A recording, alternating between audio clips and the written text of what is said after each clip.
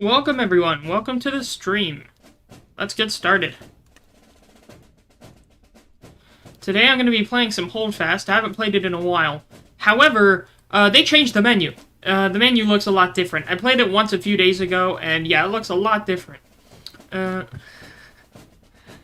Also, welcome Jamin. Who in the right mind to use a smoothbore musket? Well, I am, because there's only 6 riflemen per match unless they change the limit. So, let's see if we can find a server here. It'll probably kick us out of this one. That's the problem. There's always one full server, and there's no server queue. Because I think they want people to go to other servers. But, like, come on, I don't want the Europe server. That's more ping. I should use a chandelier. I could if I would. Don't think I have a glacier to fit it on, though. In the year 1800, what, 12? 1810, 1812? Well, I mean, didn't the Napoleonic Wars go for, like, almost 2 decades? Or something like that? I don't know. But yeah, if I could, I would. Oh, Lord. God, I had so much fun building that. I'm so glad that I finished that build. But yeah, so maybe it'll load for us. We'll see. This game tends to have somewhat long load times, at least for me anyways. I don't have a SSD. Could if I would. Yeah, what else am I supposed to say? It's not like I could summon a chandelier. I mean, I don't even have a regular chandelier in my apartment. We just have a light fixture. I wish I could replace my light fixtures with railguns, but, you know, one can dream. One can only dream. I should make the Glefnir now. Oh yeah, that's stealth plane, right? Maybe. I'm not as good at planes. I could try.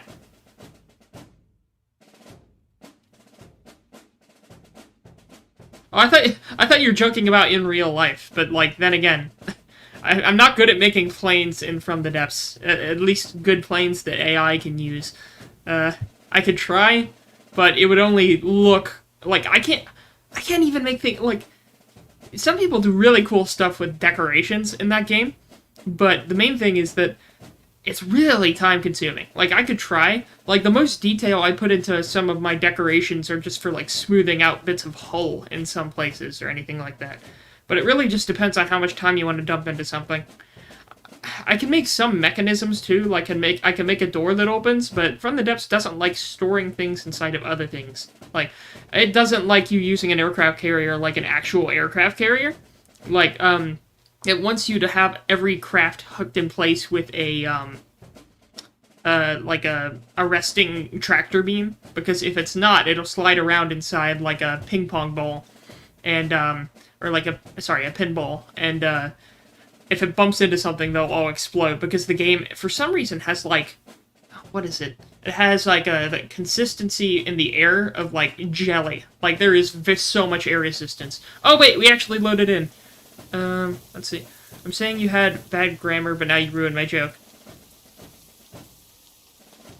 How is that bad grammar? People say I would if I could all the time.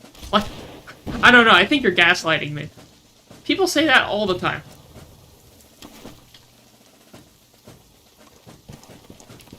Alright, we are Britain right now. Oh, it's one of the open battlefield maps. Let's see. And you gotta love the... Oh, there's a rainbow in the distance there, although it's not a very colorful rainbow. It looks very just white. I could make a joke there, but I'm not going to. Let me know if the music's too loud. I can turn it down. I could if I would. It's not correct. I don't care. Do I care if it's correct grammar? No. People say it all the time. It's like when people said, I could care less instead of I couldn't care less. Like, we get what you're trying to say. Also, Cav kill. Excuse me? What? How rude. What are they talking about? Wow. Is that a girl? Is that a gamer girl? No, liar. You know there's no girls on the internet. They don't exist. Oh, they're attacking us a lot. Ooh, I got a hit. Not bad. That's what I'm saying. Well, yeah, that's what I'm saying. Reminds me of that vine. Oh, we're getting pushed back. Nice. Don't like this. They're pushing up on us pretty badly. All over the hill. Okay, if I walk sideways, I am slightly less likely to get shot. Don't like this.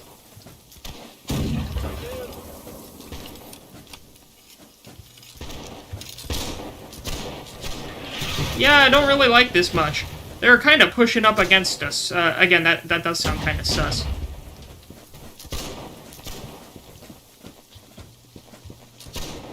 Oh wow, we're really getting pushed back, huh? Oh, I shot him, but I didn't kill him. Did we run out of reinforcements? Did I join late in the game? Maybe? We may have ran out of reinforcements. Those people aren't spawning back in. Yep, we're out of reinforcements. Yep, damn. Guess we're gonna have to watch now. They're using pure stellinium. I think you're about 100 years too early, my friend. Although that would be leninium. If you go 100 years in the future, yeah, that would be leninium. That's about when he would be returning from his exile.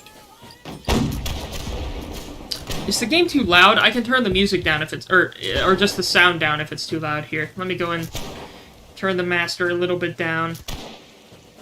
Oh, no, I'll turn the master... I'll keep it around the way that it is. I'll just turn it down in this version. I'll just turn it down in Streamlabs itself.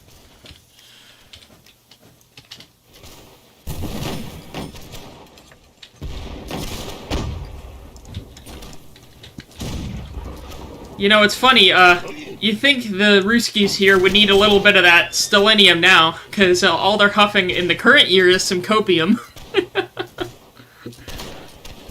Ahem, Sevastopol, ahem. But then again, that's current events, and I know YouTube doesn't like it when I talk about certain current events, right, Papa YouTube? Thanks. I've had the limited symbol in front of a few of my streams because of offhanded comments. Oh, look at this guy, trying to surrender right here. I don't think they'll let him surrender. I wonder what you think. Well, he's getting pretty far away. Like, unless someone runs him down with cavalry, maybe. How about these guys? Oh, this guy's getting in a cavalry duel right here. Hi. Good luck surviving. Oh! Oh, he's dead. For long. Oh, this guy's just playing the violin. He hit his horse. Okay, he's dead. You missed? Well, I mean, then again, you can miss pretty easily in this game. Even at close range with the lag. Oh, now he's dead. I don't know if the landing's coming that soon, but maybe. I'd say give it 6 months. Maybe you'll see something. Well, I don't know. Depends, because didn't that certain country that I can't name on YouTube just have a bunch of regional elections? Because I think the going thing is once those elections are over, there may be another round of mobilization. And those boys may be sent to a certain front in a certain conflict. But yeah, we don't know. We'll see what happens. They landed Spec... Well, wait, which side landed Spec Ops? Which side landed Spec Ops on the other side? I mean, probably the one on the left-hand geographically landing Spec Ops on the one on the right. But, again, because I can't name the countries, because Papa YouTube. But, I don't know. That's what I'm guessing. Because then again, then there was a certain strike from a certain group of high-velocity weapons systems against a certain building in a certain city on a certain peninsula. But, yeah. I'm keeping up with it a little bit. Not keeping up with all that stuff as much as I did in the past. I'm just surprised that it's lasted this long. Like, I mean, both sides are dug in, ready to turn it into a long, drawn-out thing. I mean, they already have, and winter's approaching, so it's gonna be, pretty soon it'll be, another slower winter. Another thing of digging in, you know? They already landed Spec... that one country already hit the beach. Really? Really? Wait, let me see, is that... I don't know if I've seen that headline. Let me look up that. Is that a thing? Wait.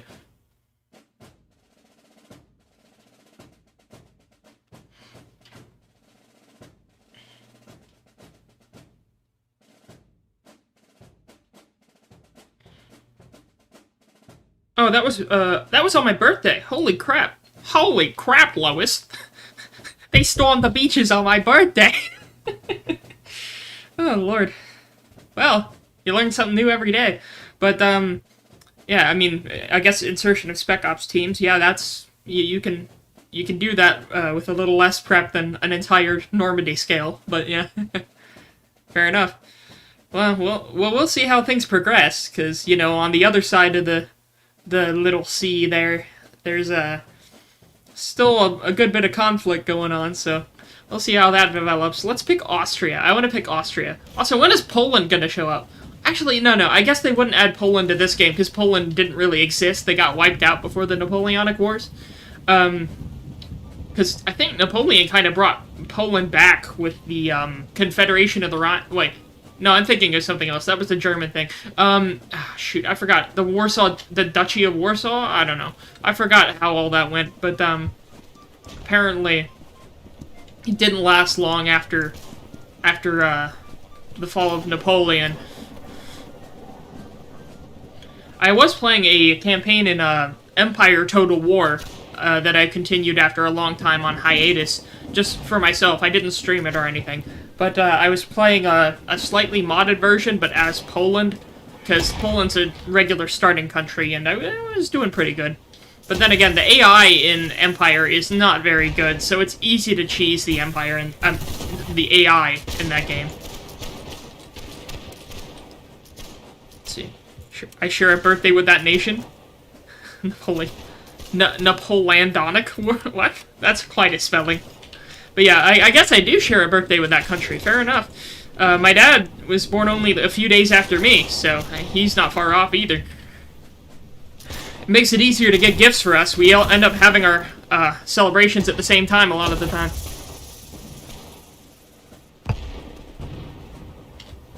Just celebrated one of my college friends' birthdays yesterday. We ended up going to Epcot. I mean, it wasn't for his birthday, but it was close to his birthday, so it was fun. We weren't there for too long. We went to Olive Garden after, because, you know, I love the garden. Also, there's a cavalry here. Let's see if I can snipe it. Oh, there's two of them. Oh, I may want to hold my shot, because... Ooh, and there's infantry. I'm gonna pull back a little. I don't like how that looks. Got him! Yeah, gotta wait for a second. Got one of them. Got a second one! Let's go!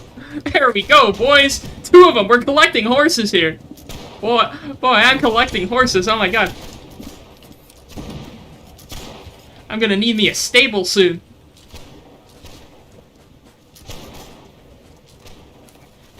I'll read that in a second here. I'd say the winter favors the one side, but both sides are winter fighters, and their equipment has a tendency to freeze, so it's a coin toss. Yeah, I mean, older equipment may not last as long. And I know they have some older equipment, but then again, both sides have older equipment. Who am I kidding?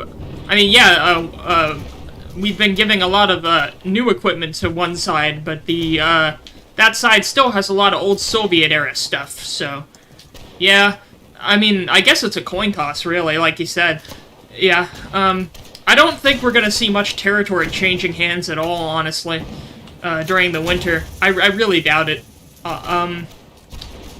There may be a village or two here or there, but, I mean, I don't think we're gonna see any big offensives going through. And then again, even what either side has claimed to be big offenses, you know, we haven't really had...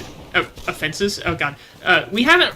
Even when a side claims that they're launching a big offensive, they always tamper expectations, especially a certain side, where they like to tell the media beforehand not to get their hopes too high, because they don't want, like, a Cyberpunk 2077 thing where the hype gets too big. But, so yeah, and then, of course, the actual offensives don't, you know, make as much movement as the media expects them to, but... Who knows? I mean, all it takes is one major breakthrough, but we haven't really seen a major breakthrough yet. Or at least one that can't be plugged up. I mean, because again, the Ruskies tend to have entrenched themselves pretty much. They've lost a few trenches, but they have a lot of trenches, you know? We're getting to more static warfare. Except for the drone stuff. The drone stuff is a wild factor, but we've seen them used in some unique ways, I'll say that much. Oh, I got him! I got a guy from 78 meters away! I killed the memes! Let's go! Jamin says, probably more of the artillery slugging. Oh, yeah. With all the counter battery fire, it's mainly about who can shoot and scoot the fastest, you know? Because if you can't move your artillery pieces, you gotta leave them behind, because, you know, all the radar's gotten pretty advanced to where they can tell where someone's coming, or a shot's coming from real quick. It's a big factor, so... Whoever can have the most modern artillery, I think will have the biggest advantage. So, honestly, I think I'd give that to the Yukis. I think the Yukis probably will eventually gain the artillery advantage. Every day that passes, the Yukis are closer to getting the artillery advantage, and the Ruskis are losing it. So if the Ruskis don't do something about getting more modern artillery, which I think is not something they can do very quickly, because the Yukis seem to be getting a little bit more speed up and getting better arty than the Ruskis, so... Unless that can be slowed by the Ruskis, I think the Ruskis are gonna lose the arty advantage, you know? Let's see, Jamin says, especially the cardboard drones, yeah. And even the naval drones. Honestly, I think people are overblowing the naval aspect. Everyone's talking about the news and the success the Yukis have on the naval front, and they are successes. I will give them that. However, the naval front is not... I don't think the naval front is as big as people tend to put the emphasis on. It's victories, certainly, and it's big PR victories, but they're not going to have as much influence on the whole campaign as people expect them to, at least in my opinion. Oh, let me turn this down more. This is even louder than I thought.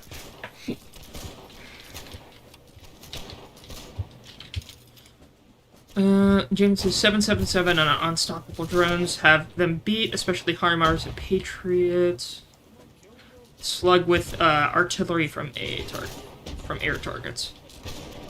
Yeah, I mean, again, I think another thing is, I don't know if combined arms warfare is as big as people think it is now. Because, like, a lot of people still have the whole basic take that combined arms warfare is still the same as it was in the Second World War, and that nothing has changed, and whoever can combine their forces the best will win. I think that's a little bit outdated of an assumption, honestly, to where, really, it's up to individual strikes. Like, the more you can protect a strike, for example, like a missile strike, the more that you can send trash up in the air for the enemy to soak up with their AA defenses before you send the real meaty stuff, you know? Even if you have air defenses, as long as you can send up enough trash, you can get them to waste enough time on the trash to make the real... Ooh, I got someone. To make the real targets hit their marks, so... And even with the air war, like, I doubt the air war is... It's still really important. It's just about both sides building up. And I think the Yukis are building up the air aspect faster than the Ruskis are, because the Ruskis keep losing a lot of helicopters and other equipment. But then again, it's equipment that didn't have a massive impact anyways. So it's really a coin toss with the air war too, but I don't think combined arms warfare, like, between branches is as important. Like, if you have a special... team operation, then that's going to be their own thing. Or if you have, like a specific missile strike, you aren't going to rely on infantry. It's about, like, more... I think it's, again, more dedicated striking power and ability to concentrate individual firepower. Damon said, it's very much three fronts rather than combined arm. Have you seen the decoy? I've heard of them, but usually it would be the cheaper drones. Like, with the Ruskis, it would be those Shahed or whatever they are drones. Those are kind of like their air trash to soak up air defenses, but they aren't as successful. I guess they're slow enough to where they are relatively easy to shoot down, but if you can make enough of them... I think if the Ruskis can get their own production of those drones instead of importing them from like, what, Iran or whatever country they're importing them from, if they can get their own domestic production, that could be a big thorn in the Yuki's side, because then they could send up a lot more trash in the air and, make it to where the remaining big boy missiles that they have can do more damage. Because, again, the Yukis are using this tactic more than the Ruskis, I think. Because, again, you can see with Sevastopol, that's what they did there.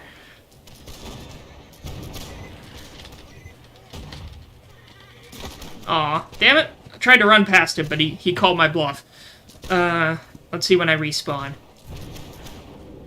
Jamin says, we took out their Crimean S-400. Oh, isn't that their big air defense system? Honestly, yeah, knocking out air defense systems, yeah, that's a huge target priority, so... If you can... Like, if they knocked out a lot of Patriot... Like, I don't know if they've knocked out a lot of Patriot or not. I doubt they have. Maybe one or two, but, I mean, I think we've sent them a lot to where they have enough to cover their asses. But, as for the, those, S-400s, I think that... Yeah, that could be a big blow, if that is true. And I have no reason to doubt it. That could make them a lot more, susceptible to future missile strikes. Again, nothing I'm saying is major, mind-blowing stuff here. It's just sort of, like, common sense. But, like, it's big news if it is true, and I'm pretty sure it is true, so... They destroyed 294 of our 8P. That's funny.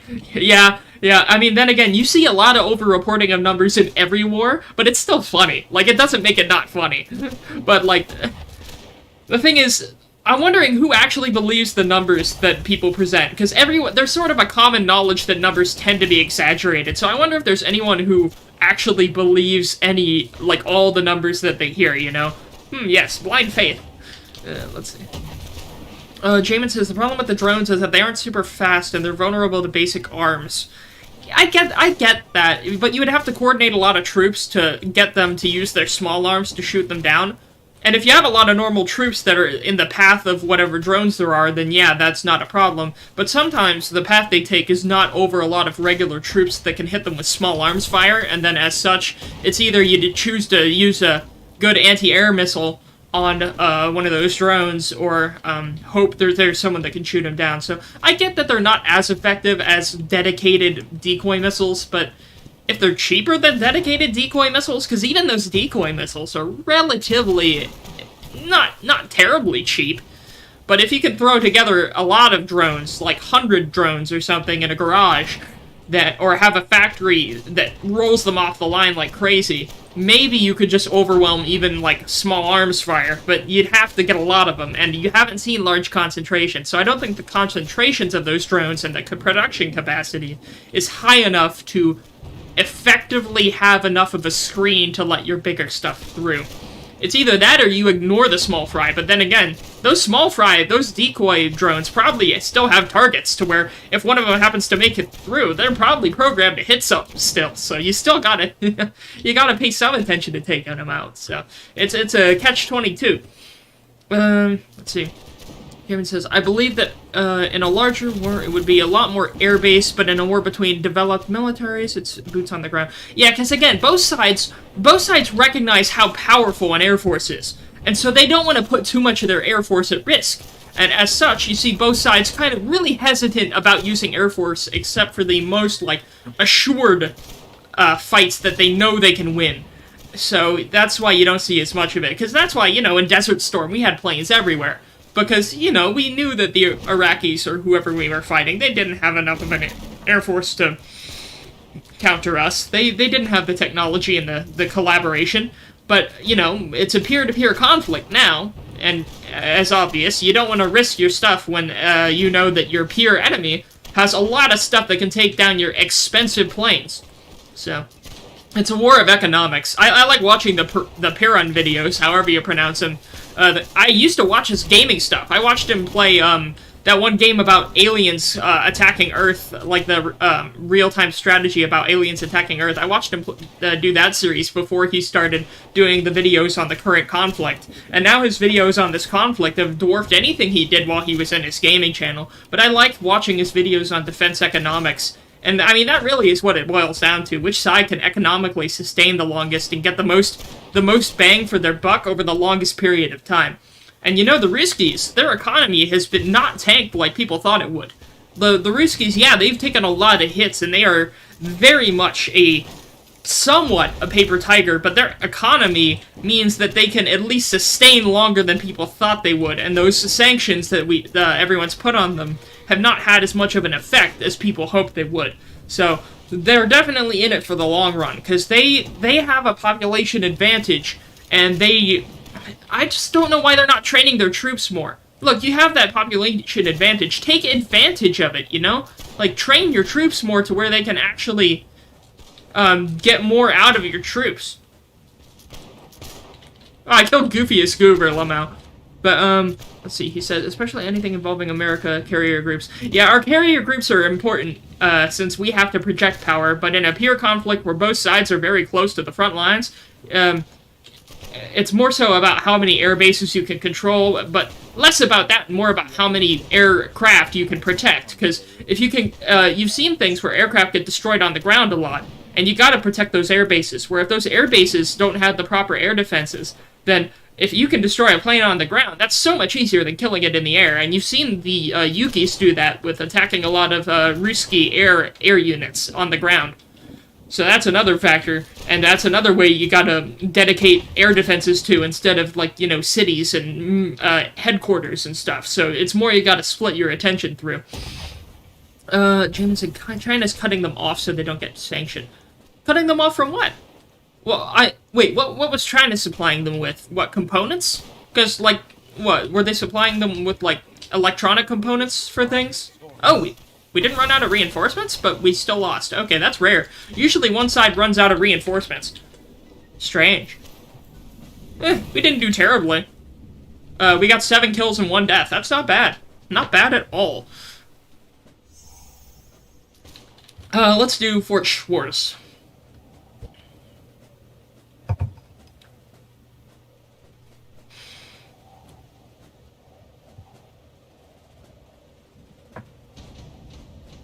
Oh, we got random? Oh, God. Let's see what map we get.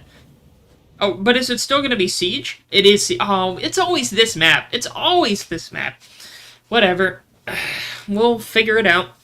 Here, I'm going to change my music. Give me one moment.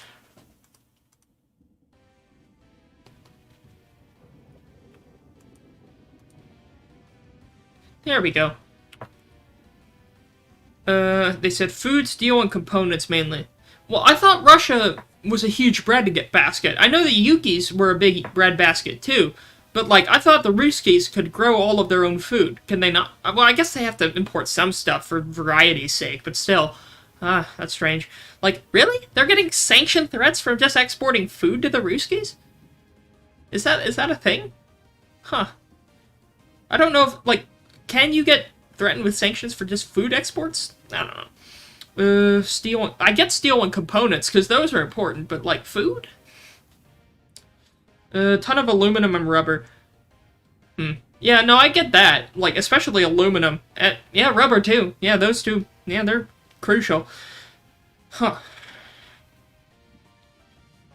I wonder, what's the Ruskies' most recent type of, troop transport? Because I know they've had those BMPs for a while, but there's like multiple series of those, and they've been around for God knows how long. But like, I wonder what the Ruskies' most recent type of troop transport is, or if they're still producing a new type of troop transport. Because everyone talks about the tanks. I don't care about the tanks. I want to know about the logistical equipment, like, you know, like self-propelled artillery. You know, air defense like S-400s.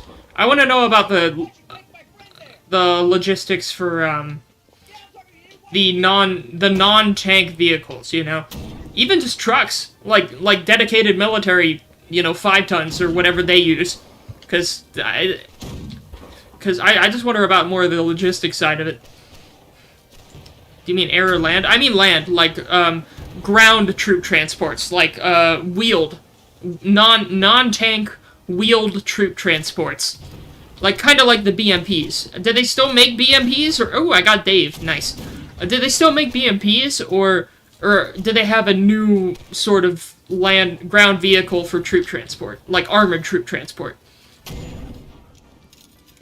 I mean, I know I've seen videos of, you know, like the Yukis and even some Ruskies using anything they can lay their hands on, like commandeered civilian vehicles. And I get that. Like, I just mean the dedicated military hardware. Because, yeah, I can see them. I've seen videos of troops being dropped off in a Honda minivan or whatever, but, I don't know what's the major troop transports for both sides.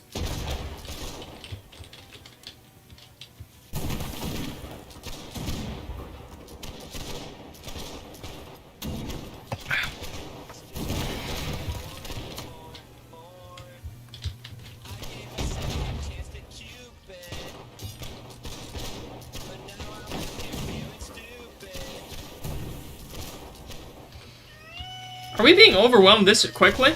Because if we're being overwhelmed early like this, then we're probably screwed. Oh my god, what happened to that guy? He screamed like he's actually goddamn dying. I don't know what the hell's going on there. That guy's, like, that was a terror.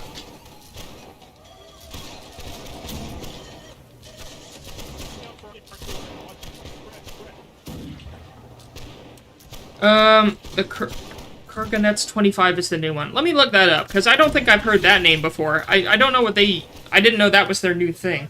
Yeah,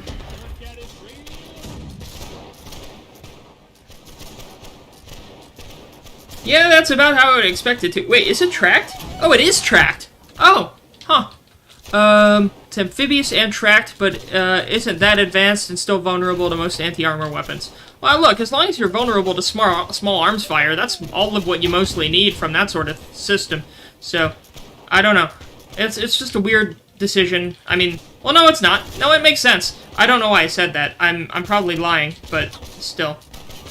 Yeah, I just didn't know what their new thing was, so now I know. Huh. I wonder what, like...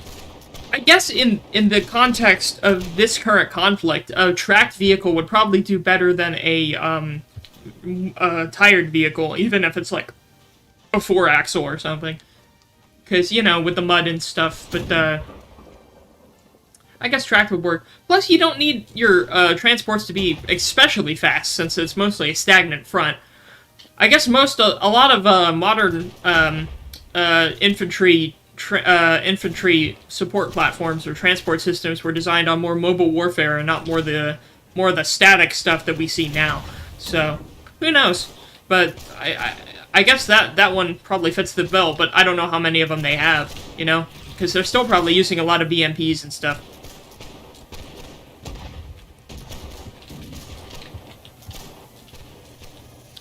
Uh, 80 kilometers an hour, not bad. What's that in freedom units? Wait, I gotta translate that. One sec. I want to translate that.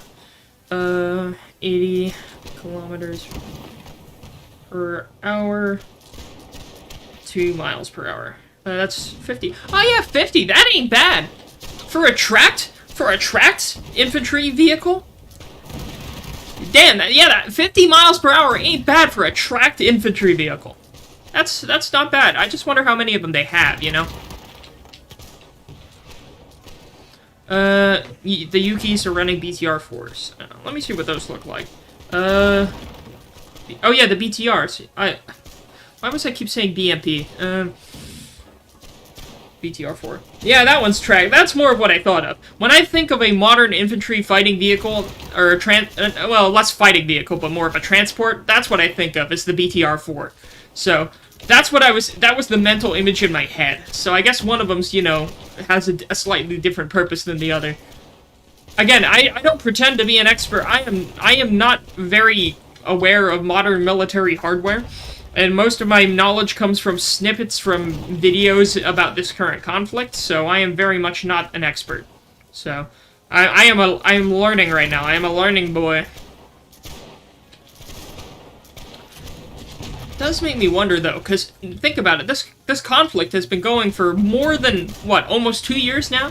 Give it a few more months and what, we'll be coming up on our 2nd year?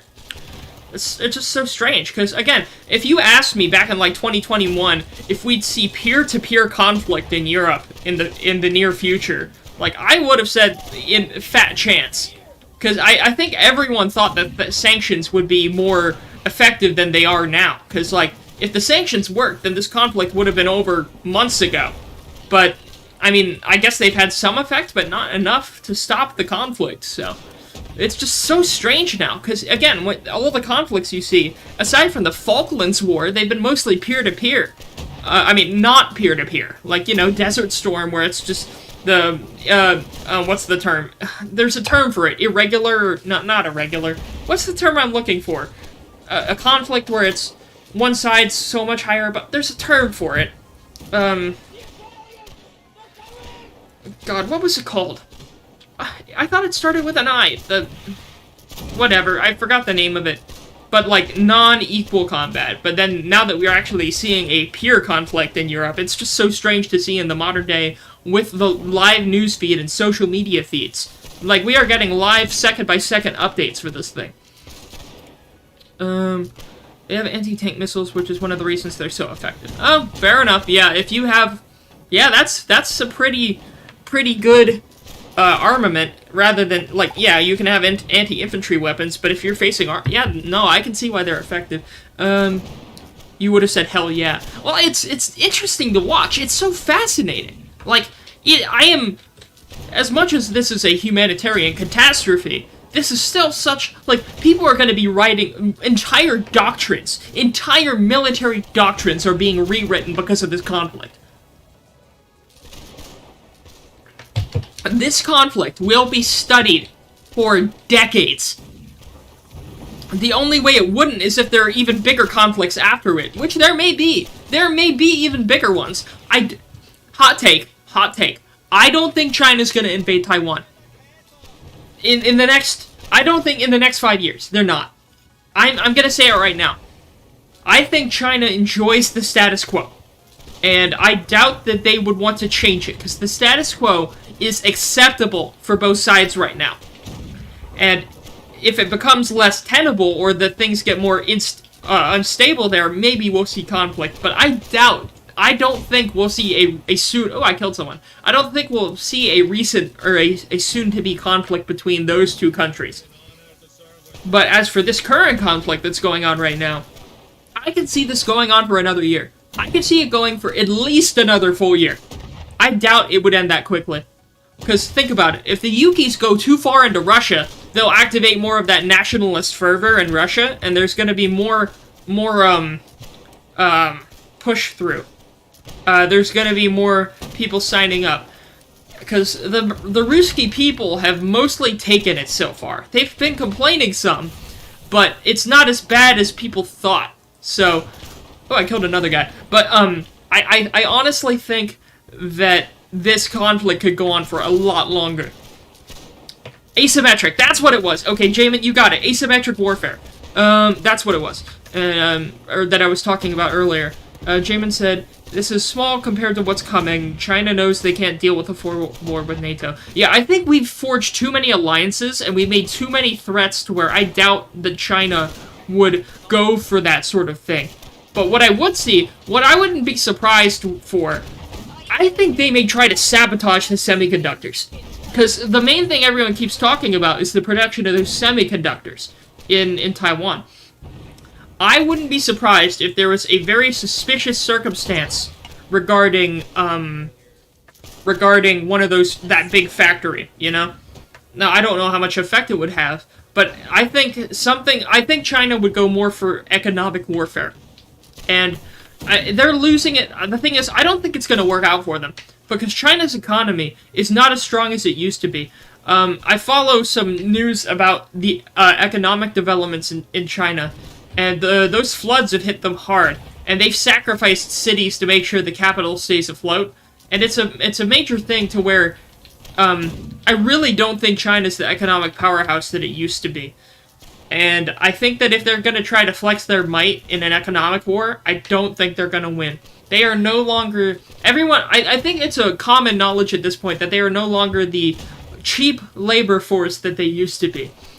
And other countries like, you know, Vietnam and other places are taking up that mantle.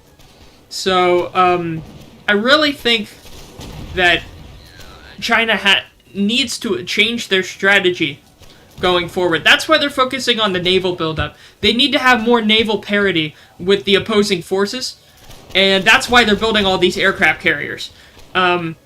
Just for power projection. They don't really need to, because a lot of the stuff that they're looking at doesn't need aircraft carriers. But they like having aircraft carriers because it makes it a more complex strategic scenario for the NATO planners. James says their economy is American consumers. They sell products to Americans, and they buy American. No, sanctions wouldn't work. China are the largest co-consumers in the world. Hey, Needy Boy, we were talking about the current conflict and geopolitical turmoil. Me and Jamin have been talking about tons of geopolitical conflict right now. Yeah.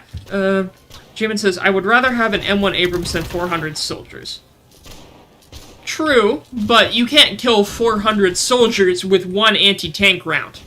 I mean, then again, an Abrams, yeah, you could probably save the crew of an Abrams, since they are good at keeping their crew safe. That's another big difference between the tanks in the current conflict. Oh, that was unlucky. Oh well, rest in peace. But, yeah, like, if an Abrams gets hit, some of the crew are probably gonna survive. If a, Ruski equivalent gets hit from the cold, like, you know, the stuff they're pulling out as storage, if one of those gets hit, I don't think much of the crew are getting out of that. And you can put tankers in a new tank. You can't make new tankers appear out of thin air. That's one thing of it. Crew survivability is an underappreciated statistic, and I think that designing around crew survivability is a major factor. But then again, this isn't esoteric knowledge. This is well known. Jamin says, they want people to think the J-20 is an Asian Tiger when it's a Chinese version of the F-22. Is that one of their more recent fighter variants? One of their more recent platforms? Because I don't know much about the new Chinese platforms.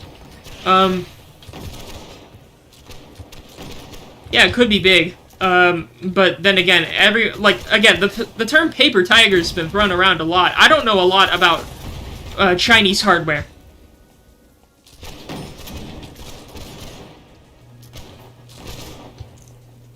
But the thing is, they do probably have a good amount of military manufacturing.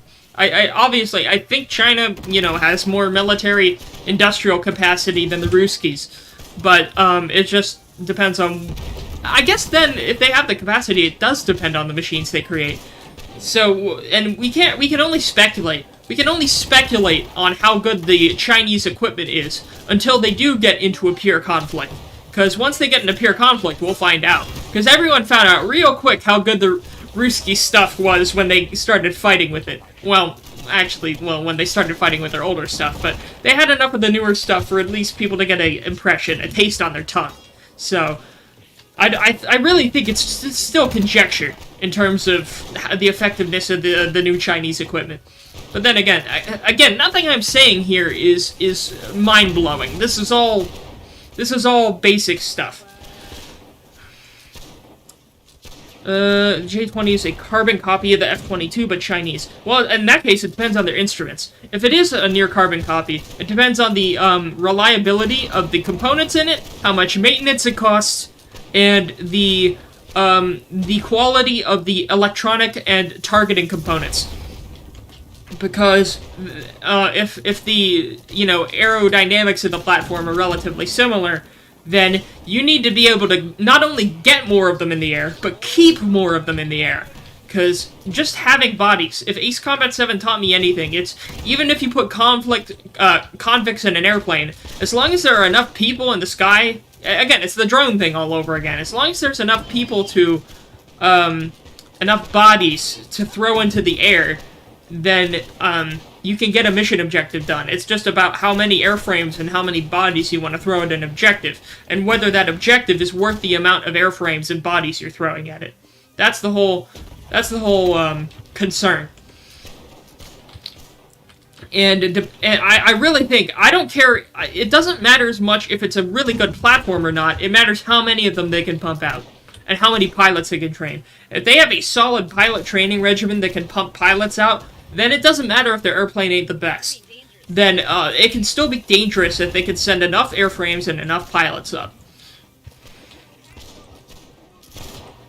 Because all it takes, like, you can have an ace pilot all you want, but if one lucky conscript, or one lucky pilot trainee gets a good shot in, and there aren't enough countermeasures that the ace pilot can use, you're killing that ace pilot.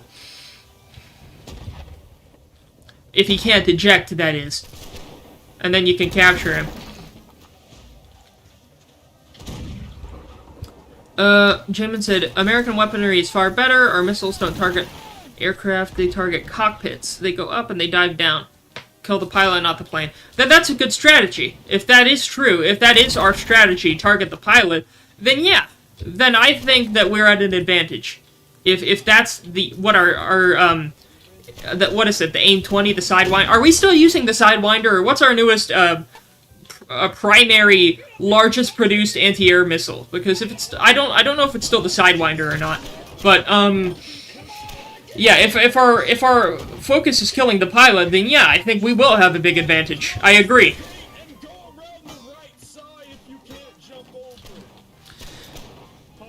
Yeah. Oh god, they're sending a lot of rockets at us. As someone who has studied aircraft and air doctrine, a bad pilot and a good plane will always beat a good pilot and a bad plane. Is it because they make the planes more new pilot friendly? Like, if you can design if you can design a plane that needs less time to train. Ooh, a headshot there. I killed Cheesy Poops, Lamau. But yeah, Cheesy Poop. Sorry, I got distracted. If you can design an aircraft to be easier to train on, you can train pilots to be decent at it faster. And if you can get a decent pilot, having a lot of decent pilots is obviously better than having an ace pilot. So, if you can make a plane that is easy enough to understand and train on, and is comfortable enough to make a lot of decent pilots, that will beat a lot of really difficult systems with ace pilots, which is, again, it's not rocket science. It's aircraft science. It's aerodynamics.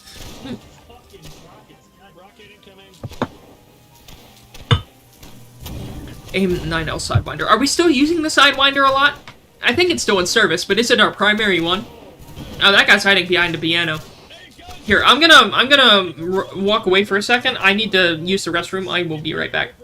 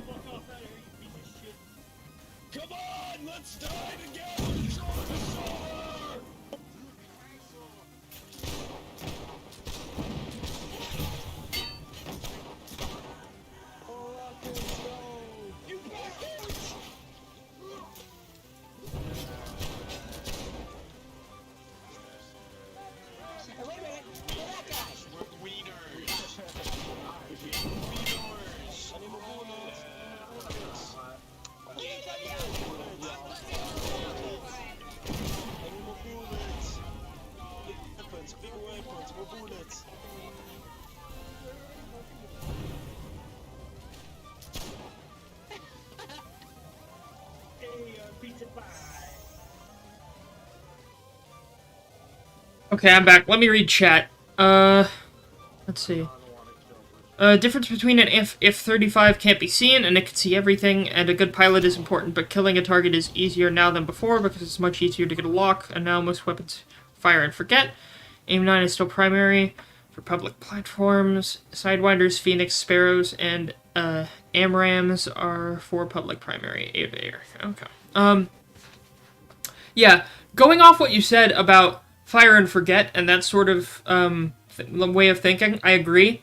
Honestly, if you ask me and my limited knowledge, I think the two most important aspects for both missile and platform are that the biggest one for the missile is range.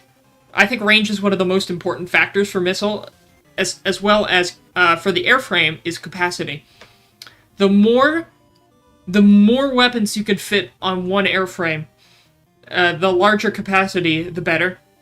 Because you can make tons of different weapons, but you have a limited number of airframes. So if you can pack as many weapons as you can on an airframe while still having it be decently maneuverable, as well as have those individual weapons have the longest standoff range, you can get more of those weapons off before the enemy can get more of their weapons off. And I think those are the two most important aspects, if you ask me. Yeah, and the pilot in that case is not as important. As long as the pilot knows how to get a lock and fire off those weapons systems, then they can probably get kills. And it's mainly just, again, about overwhelming enemy defenses. Because, yeah, you have a lot of countermeasures on aircraft, but as long as you can overwhelm those countermeasures, it doesn't matter. So it's just about how much money you want to pour into having capacity in your existing weapon systems to allow them to overwhelm aircraft and airframe countermeasures. Speed over range. Range is important, but after a certain point it's irrelevant in an air-to-air missile tracking at speed. What, due to the countermeasures? Is that why you're saying that speed? Because I get speed is important, because you need to be able to get there. I guess speed does matter in terms of killing your enemy before their ordnance gets to you. I agree. In a certain regard, I agree. Maybe it's equal importance between range and speed. You want to hit them before they react, and if they do react, you want to ignore their flare. You want to ignore their flares and hit them anyways. True. So yeah, I'll revise it. I'll say it's a balance between speed and range. Fair enough. Let me turn my volume down more. It seems like my volume's still pretty high. Let me get the drumming back on, because my other music is not as effective right now. Alright, there we go. Are we ready? Because again, like people, I know people complain nowadays that there is not as much, like, modern war does not make for as good suspense, because, it's not, the dogfights aren't planes where they can see each other, everything's standoff and fire and forget. And I get people complaining about that, but that's just the matter of how things are now. And if that's how things are now, then it doesn't matter how flashy you are. I don't even know why I'm saying this. No one's gonna argue with that.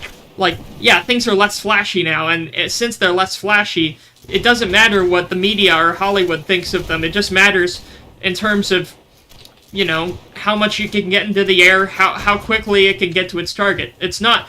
War isn't pretty anymore, for good reason.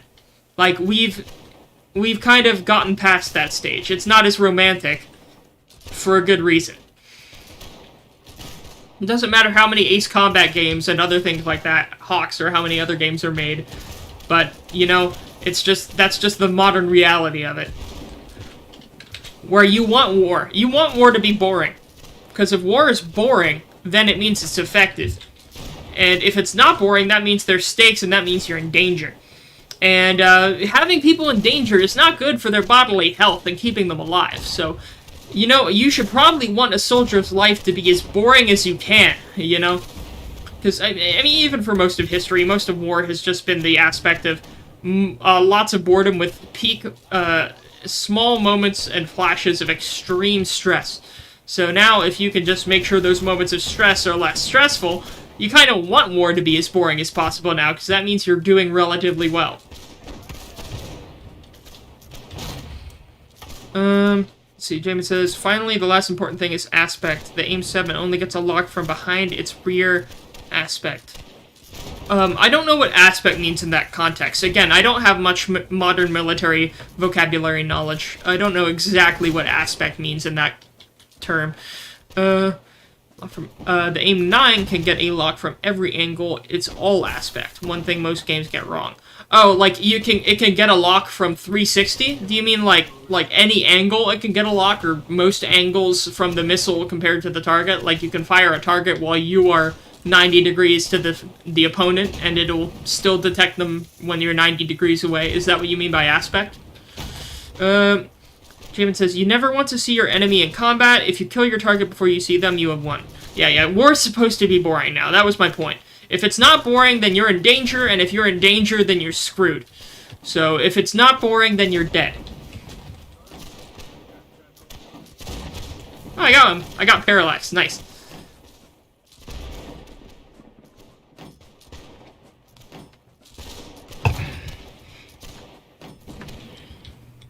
Aspect is the angle you can get a lot. Okay, yes, it was what I thought it was then. Okay. I never actually heard aspect used in that term before. Then again, I don't have much modern military knowledge.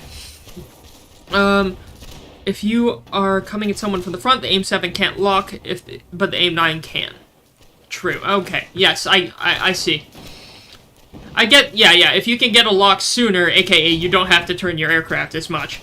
And I guess in that regard, yeah, seconds do matter. You gotta press the button as soon as it's ready. As soon as that range is locked in. That makes me wonder, Jamin, how good are countermeasures now? Is aircraft maneuvers still enough to defeat modern missile systems? Like, if you can tell that if you have a missile coming towards you, can you detect, with modern technology against modern weapon systems, can you tell that you have a lock on you? Can you have enough reaction time to try to attempt countermeasures or maneuvers? And will those countermeasures or maneuvers be effective in misleading the weapon system? Basically, is dodging enemy weapon systems still possible with modern weaponry against modern aircraft and airframes? Oh, I killed Somali man. Oh, poor guy. That's my question. Because that's kind of the next big component, because if you can still, like, yeah, if you can go against flares, sure, but can the enemy, you know, outmaneuver a incoming munition? It's not where you can aim from your aircraft, it's where you can see on radar. The aim-7 can see clunky engines, the aim-9 can see an aircraft. So the aim-9 is smarter in picking targets, basically, is what you're saying. Like, it knows more about the target, maybe?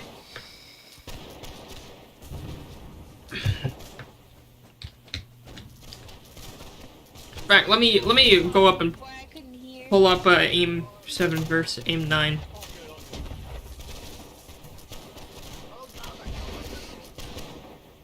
Oh, so it's radar versus infrared. Aim-7 can be jammed by an ECM pod, aim-9 cannot. Well, he has to try with flares. But, I mean, wouldn't that theoretically... Does that mean the aim-9 is more susceptible to flares since it's IR? Or is it more advanced IR? Because I thought IR was, you know, more... I don't know. I'm not going to say anything, because if I say anything, it'll make me sound even dumber than I am. I'm probably oversimplifying things, too. Basically, the aim-7 has to see an engine to get a radar lock. The aim-9 has to see an aircraft. Because, what I saw, so... is the aim-7 radar... Because I see it says aim-7 is radar and aim-9 is infrared, but maybe it's just more advanced with aim-9. But then again, I know that's two completely different targeting systems, and they're probably more updated from earlier versions of both of those, radar, I mean, not radar, but those detection systems. Flares are for IR. That's what I thought, yeah. Electronic countermeasures and chaff are for radar. Okay. Oh yeah, flares versus chaff. I forgot flares and chaff. Because usually, in a lot of games and things, you see them combined. Like flare/chaff, when in reality, they're probably two completely separate things. Because isn't chaff just a bunch of, like, particles or something? A lot of, like, random either metal or shrapnel that's shot out of the aircraft or something.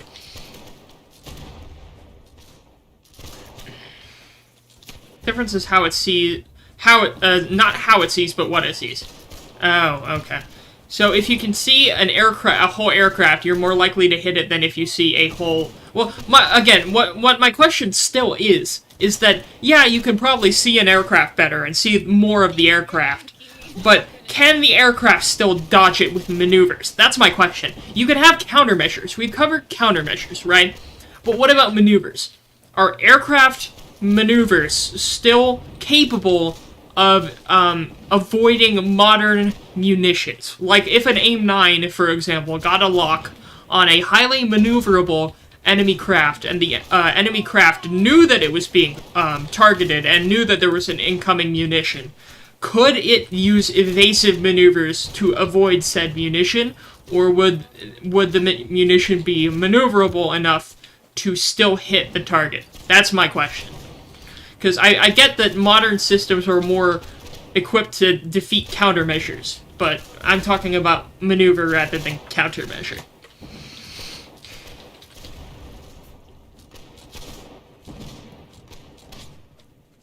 Missiles can pull up to 15 Gs. Most aircraft can only hit 9. You hit countermeasures and you turn as hard as you can, but you can't evade a missile out of turning alone. So basically you're saying it's kind of a crapshoot, and usually the missile will win instead of the plane. Yeah, I mean, I guess that makes sense. Do the missiles often have, like, turning thrusters? Or is it just fin-based turning? I guess it wouldn't entirely matter too much, but still. But, I guess in that regard, so, how do I want to say this? It's just more likely for the missile to win than the aircraft. It's just up to the coin toss, maybe?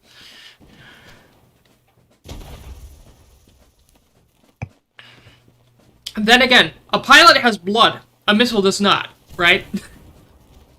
A missile can pull more G's because the missile does not have blood. Oh god, imagine if someone made a living flesh missile. That would be like some... that would be a cool aspect for like a fictional thing, where people like molded flesh and modern technology. Like some sort of like, not dystopian, what's the term? Or, no, what's that guy? Lovecraftian? Oh, I got that guy. But, like a sort of Lovecraftian modern horror, where its military's finding some sort of, like, way to infuse blood and flesh into modern weaponry or something. And I'm not talking about anime girls. Don't get me started. Look, I love my boat girls as much as the next guy, but I'm talking about Lovecraftian shit. Like your missile has an eyeball. Like the Mark I eyeball. You know? That sort of thing. Organic weapon systems. Aside from the standard infantryman. Someone's probably made something like that, because that would be a cool game concept. Someone's probably made a game about that, too. I mean, I'm not talking about, like, Stalker or anything. I mean, like, God, imagine, like, a peer-to-peer version of a Lovecraftian sort of thing like that. That would be insane. James says, it's fins, some can thrust vector, but it's kind of redundant. I guess thrust vectoring can be more likely to overcompensate. I don't know. But then again, if you have a computer doing it, it shouldn't be as likely. I don't know. I don't know as much about thrust vectoring versus fins.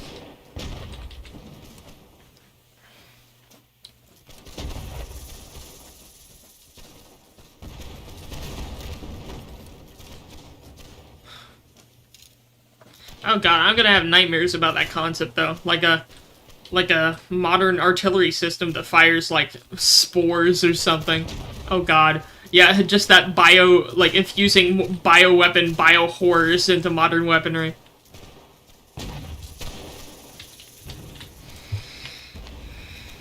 That would be a good fiction concept if it's not already made. I also explained more on Discord after the stream, since it's hard to explain with 200 character limit. Oh, fair enough. I mean, then again, the more wine I consume, the less I understand, but I can still kind of follow what you're saying for now.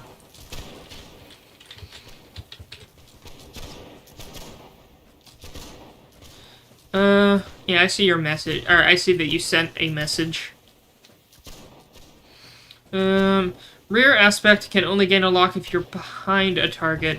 However, an all aspect can gain a lock if you're looking at the target. Okay, so it doesn't matter the angle the target's at. Oh, it doesn't matter what the angle the target's at, rather than the angle that you're at. Oh, is that what you're trying to say? Because I understand that a bit more.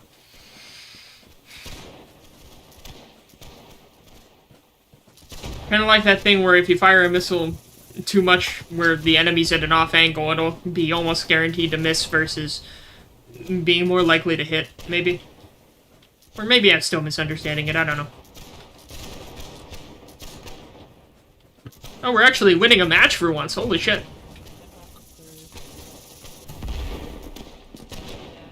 Fire too high.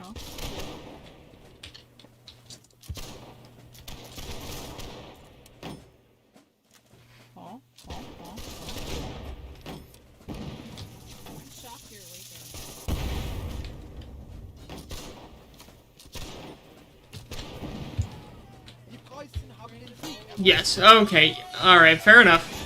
Oh god, that was a gut-wrenching scream.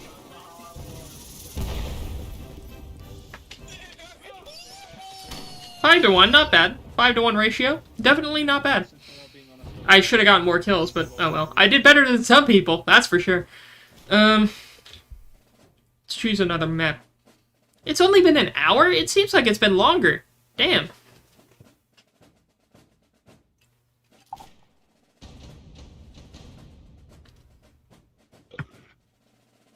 More wine, more wine. As much as I like this sparkling wine, I realize, I did the math, it has less alcoholic content per percent than either a Four Loko or vodka. And I get it for the vodka, but even the Four Loko, like, when you think about it, like, I can get this whole bottle for $5. $5 a bottle of this sparkling wine. And this is 10.5%. But even a can of, like, Four Loko, as disgusting as it can be, is better bang for your buck in terms of alcohol per cent in the prices I pay for it. So, strange. That's a little bit different from defense economics, but then again, when most of your soldiers are very often intoxicated and get punished for doing so. In fact, going back to the current peer-to-peer conflict, I heard that on the Ruski side, soldiers that are caught intoxicated sometimes get thrown into, like, a hole where they have to, like, wait for days or something. Just sitting in a hole. I don't know how widespread this is, but I know I saw some stuff about it. Especially a drunk, not giant nerd. Well, I'm a giant nerd, but still. I did basic math, and by me doing the math, I mean I let Microsoft Excel do the math, so I didn't have to. That guy died! Got him!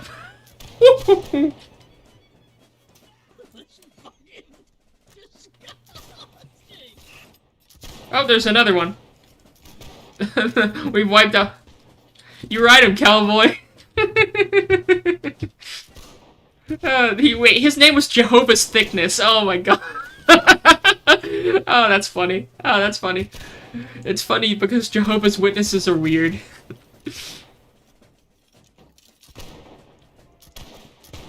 I usually don't sit on the line, but I'm sitting on the line today.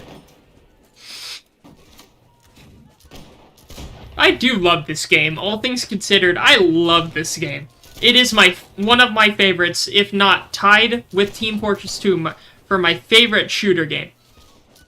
And I just finished Titanfall 2. And I love Titanfall 2. So yeah, I love Titanfall 2. I finished it yesterday. I got it for free a while back and I never played it until now. But, love the campaign of Titanfall 2. And I played some multiplayer with my friends. And, I can see why it doesn't have as much staying power as other games would. And I can see why it's not as popular as it used to be. But, I still enjoyed it, but it's still not my favorite compared to either tied with this and Team Fortress 2.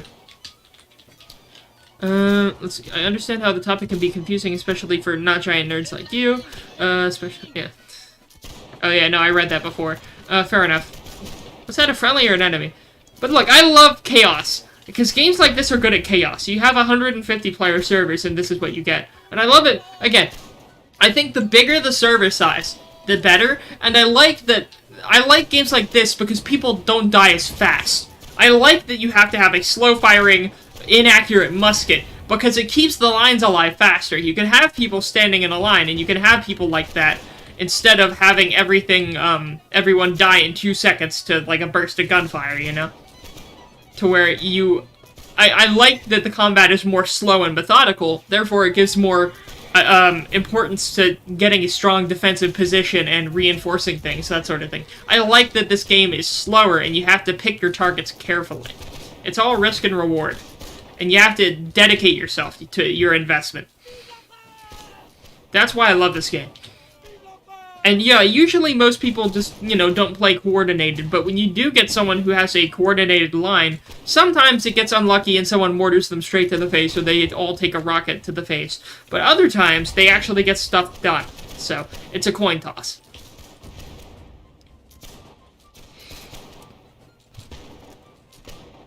And then you get people like this that run up and try to melee and jank shit, but for all the jankiness you have, you can be the best jukester in history in this game, but someone with 300 ping can still shoot you like that. Like I just did.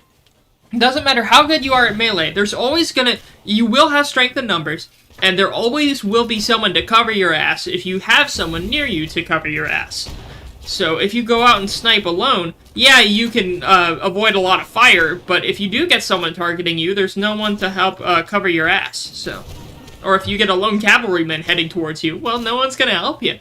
So it's either you want to strike out on your own and avoid being targeted with a horde, or you, go with everyone else and you have support, unless, you know, the enemy's charging your lines. And if they're charging your lines, then that's not as good. But, you know, it's, again, all risk and reward. And that's what I like. That's why game sense is so important here. You need to have the ability to tell when your position's becoming untenable, and that's something I'm very good at. I am one of the first people to run, and I'm a snake, because I know when a position's gonna fall. And instead of dying, usually I can pull back to a place where I can help supporting fire against that push. So, even if I miss most of my shots, but it's still something. Jamin says, it becomes much more important to aim and fire rather than fire and aim. Yeah, you can't just immediately aim, you can't, like, aim and then fire. You can't snap fire, because if you snap fire, your accuracy is even worse. You have to be down the sight for at least a few seconds. And even then, you can still miss. And you will still miss most of the time. Again, it's a smoothbore musket. There are only 6 riflemen per team, and these teams are 75 people each. So, if you're not one of those lucky few riflemen, and I never even try to be, because I want to be more consistent, you have to learn to know your weapon, and know the drop-off, know how much it can sway. Well, there's not really much you can do about how much it sways, but you gotta know how to respond.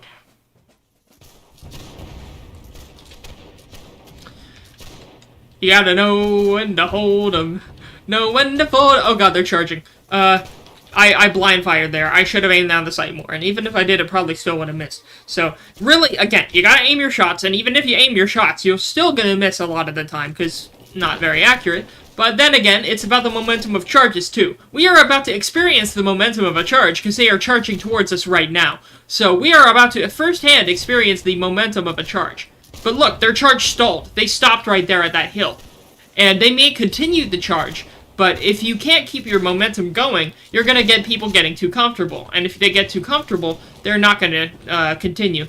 Also, if you look right here, I can't tell if that's our guys or the enemy over there. I think that's our guys on the left. Because that's our guys on that flank. If it was enemy, it would have been worse because they can enfilade and flank us. But that's our friend, so I don't know why they're standing so far back. Oh, I got a headshot. Nice.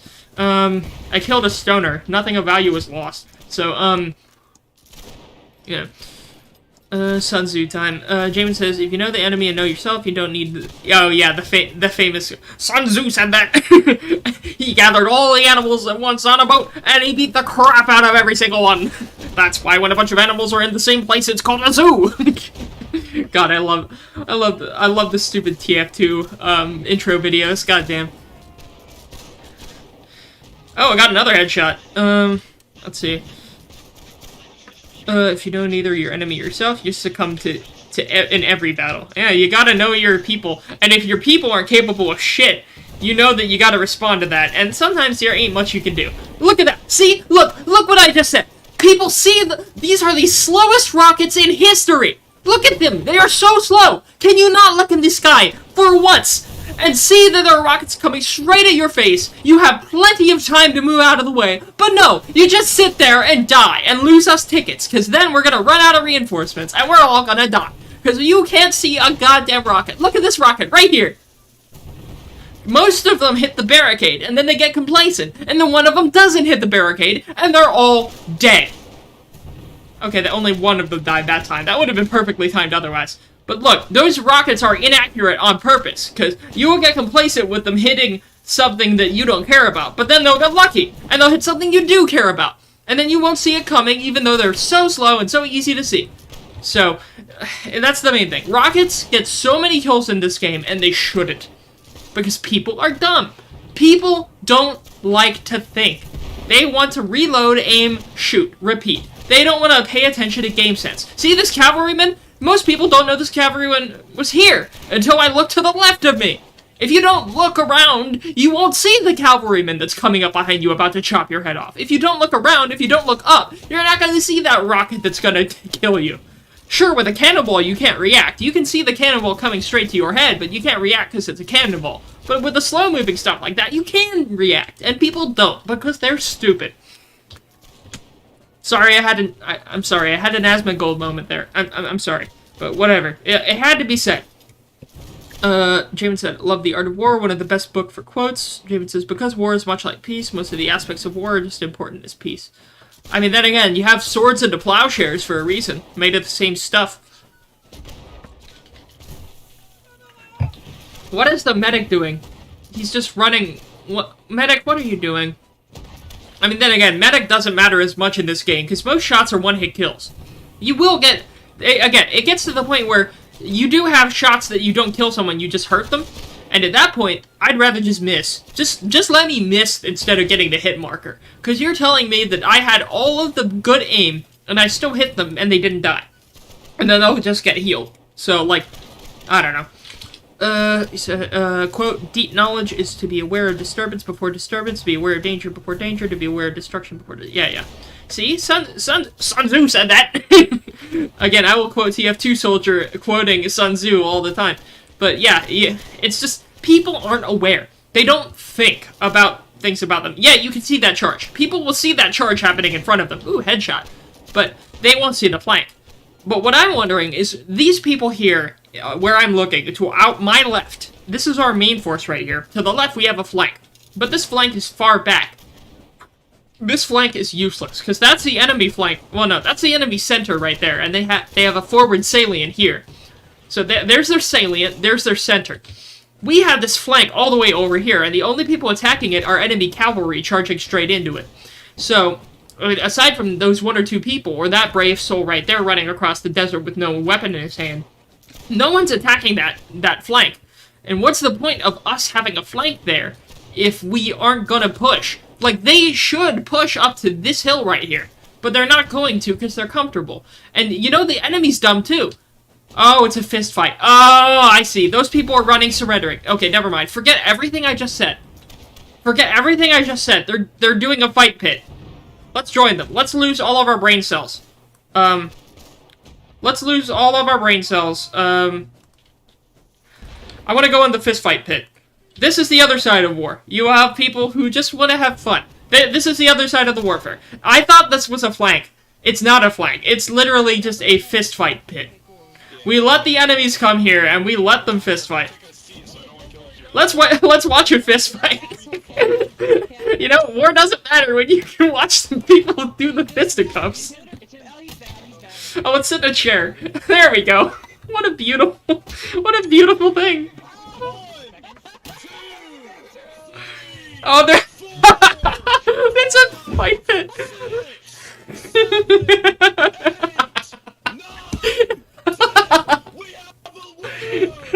Oh my god. Oh, this is funny. I love this game. I love this game. Look at this. It wasn't a flank. I was wrong. It was a fight pit. We have Fight Club. We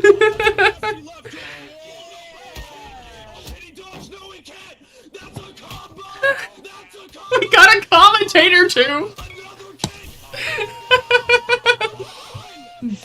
Courageous man isn't brave enough to die. Oh, you deleted it, Lamau. 6, 7, 8, 9, 10. He's down! Hey, put that gun away, sir. Next to go after Holdfast. Who is that? Or somebody else. Oh, this is funny. Alright, let's go. Let's go. This is my favorite game. Courageous man is brave enough to die, the brave man is courageous enough to live. Yeah, retreat at the right time, that's the main thing of that, but like, still, you fix your quote. Okay, fair enough. But look, this is funny. But a fight to the death in an arena made of boxes is funny. We have all these people fighting in the distance, and here we are enjoying this nice MMA fight. I love this game so much. Okay, this is... Look, TF2 and Holdfast have this. They both have the stupid aspect of people screwing off, saying, screw the match, we're gonna do something stupid. This is something you see in both TF2 and Holdfast. This is why they're my two favorite games. You can have spontaneous moments of bullshittery like this. Oh no!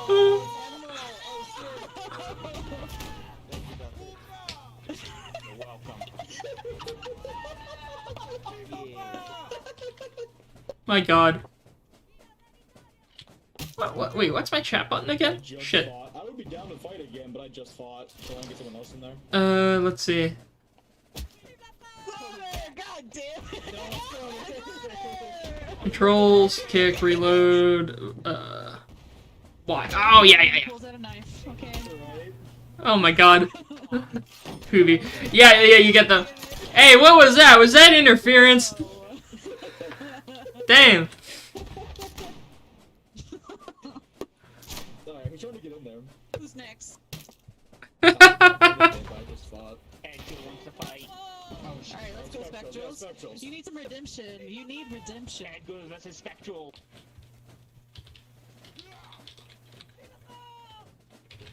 What's my control for kicking? Here we go. There we go. Kick. Ah. Let's go.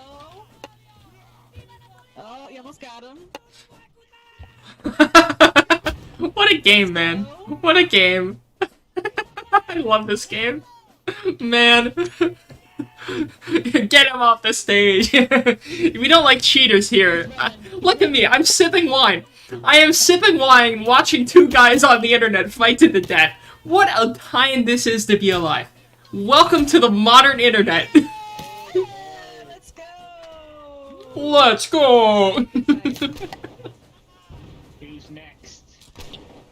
Oh, let's keep watching. I want to watch more of these fights. Let's just entertain ourselves here.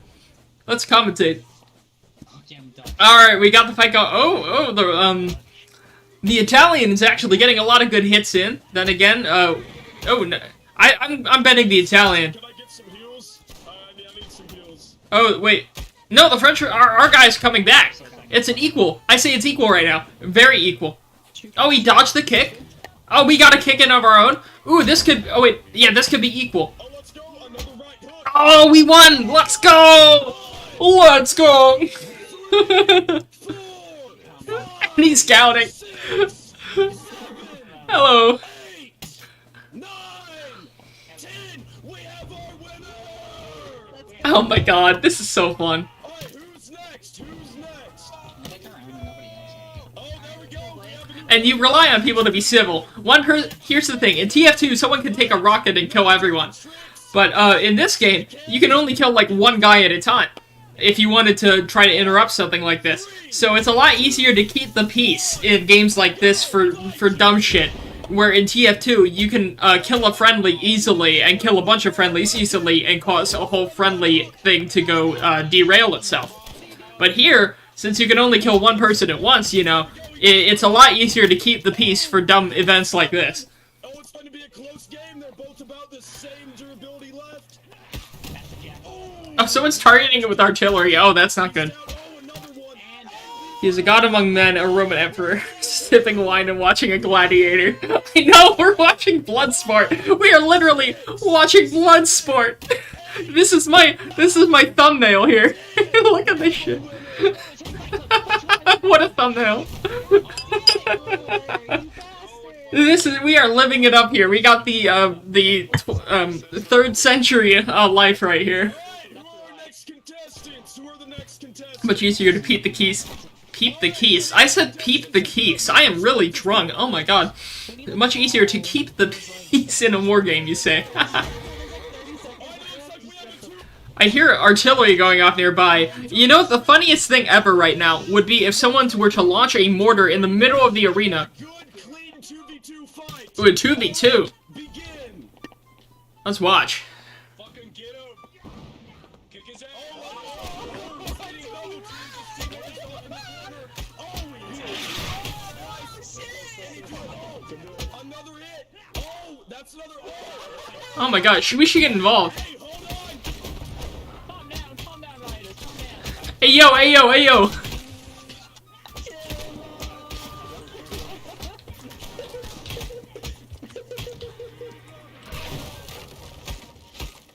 Oh god, I think things are devolving here. Did we kill all of them? I think they're all dead. Oh my god, it was a massacre. Actual massacre. Oh no. Disregard what I just said about keeping the peace. Everyone's dead. Good fighting, guys. Good fighting.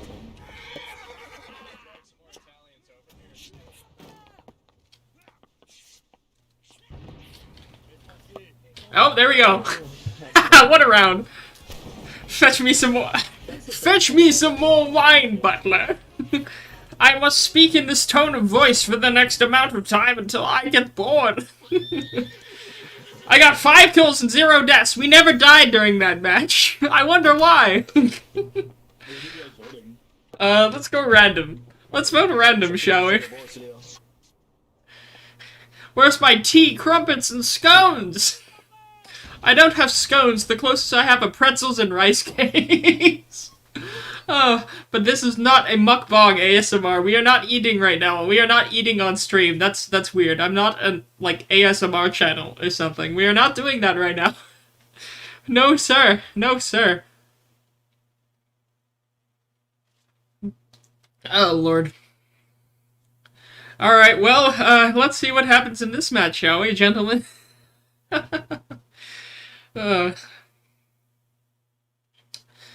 Anything can be bought and sold for the right amount of blood. And by blood, I mean oil. Oh, what have we done? It's been a while since I played on this map. We went from certain Eastern War to aircraft doctrine to friendlies and war games. Fair enough. I mean, that's how it goes. I guess we are the Ruskies right now. Alright, it's time to be Ruskies, fighting against the Brit-Bongs. Let's see who wins this bout, shall we? A brawl is surely brewing. This is said to be a royal bout. Begin! How quickly we devolved. Oh, Lord. Oh, I know this map. Oh, this map. I haven't played this map in a while. Oh, chocolate. Sweet, sweet chocolate. I remember when they first invented chocolate. I always hated it. Get that chocolate out of my face. I'm quoting SpongeBob because I do really hate this map. This was never my favorite map. Like, mainly because of the rooftop bullshit. Can we camp the rooftop right here? Someone already placed a cannon. Come on, watch this. Watch this. I don't care how long I gotta wait. I will get my shot off.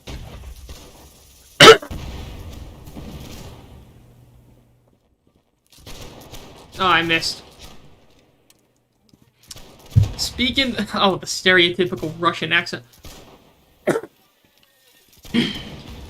Alright, comrades. I am speaking in stereotypical Ruski accent for entire game.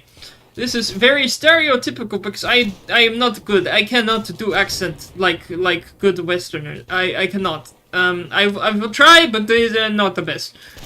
You see, I'm drinking wine right now. I have the vodka in my pantry, but I am not gathering it right now. It's not here right now. I could do something stupid. If you want me to do something stupid, I could. I have the vodka. Oh, we're on the roof now. We got on the roof. But I could do something where I could pour a shot of the vodka in my wine glass with the wine, and I could like combine them. But I don't think my mental and my intestinal state will be very functional after I commit to such a diabolical action, comrade. It would not be the most wise decision. I don't have anything going on tomorrow morning, which probably is a good excuse to try something that stupid, but the thing is, it is still stupid, even if I call it out as such. The lampshading, that does not make it not stupid, so that would be a decision that I will make later, when I have less intellectual capacity than I do now. Swedish? I'm not the Hinga Dinga Dargan, but I will keep going with this. Look, we're on the border, you see? Oh god, it is. Hinga Dinga Dargan. You know, Sweden is not in this game. Sweden is not in this game yet. I don't know if Sweden participated in the war. I know we had the Great Northern War. It really is Swedish. You're right. Screw it. I'm sticking with it. I don't know if this what. I don't think the No, Sweden did. Sweden did do the in the Napoleonic Wars because it was the Marshal. Which was the Marshal? I need to look at it. One of Napoleon's marshals became the king of Sweden, and then he turned against Napoleon. Oh, wait. Which of Napoleon's marshals ruled Sweden? Bernadotte. It was Marshal Bernadotte. I remember reading about this. Yes. Oh, wait, Johann. No, yeah, Bernadotte. Yeah, Bernadotte was the one that ended up ruling Sweden and then declaring war on Napoleon later in the coalition. Because he decided that ruling Sweden was really good for him, and he kept doing it. And he's like, yeah, thank you for giving me this throne, and now I'm gonna keep it, thank you. That other marshal to the south in Italy tried to do that. Wait, which one tried to rule Italy and then got curb stomped? Wait, which one? Italy. Which marshal ruled Italy? Murat! It was Murat! Murat tried to rule Italy in, well, not all of Italy, just, what, Naples, was it? I don't know. One of the Italian kingdoms, but he never was able to fully control it, so... And then when he tried to go to war against Napoleon, or at least try to strike a deal, he got the short end of the stick, and he didn't end up faring too well. Unlike the guy in Sweden, Bernadotte, so... Sweden. Yeah, fair enough. I said Sweden. Better than most Russian accents. Yeah.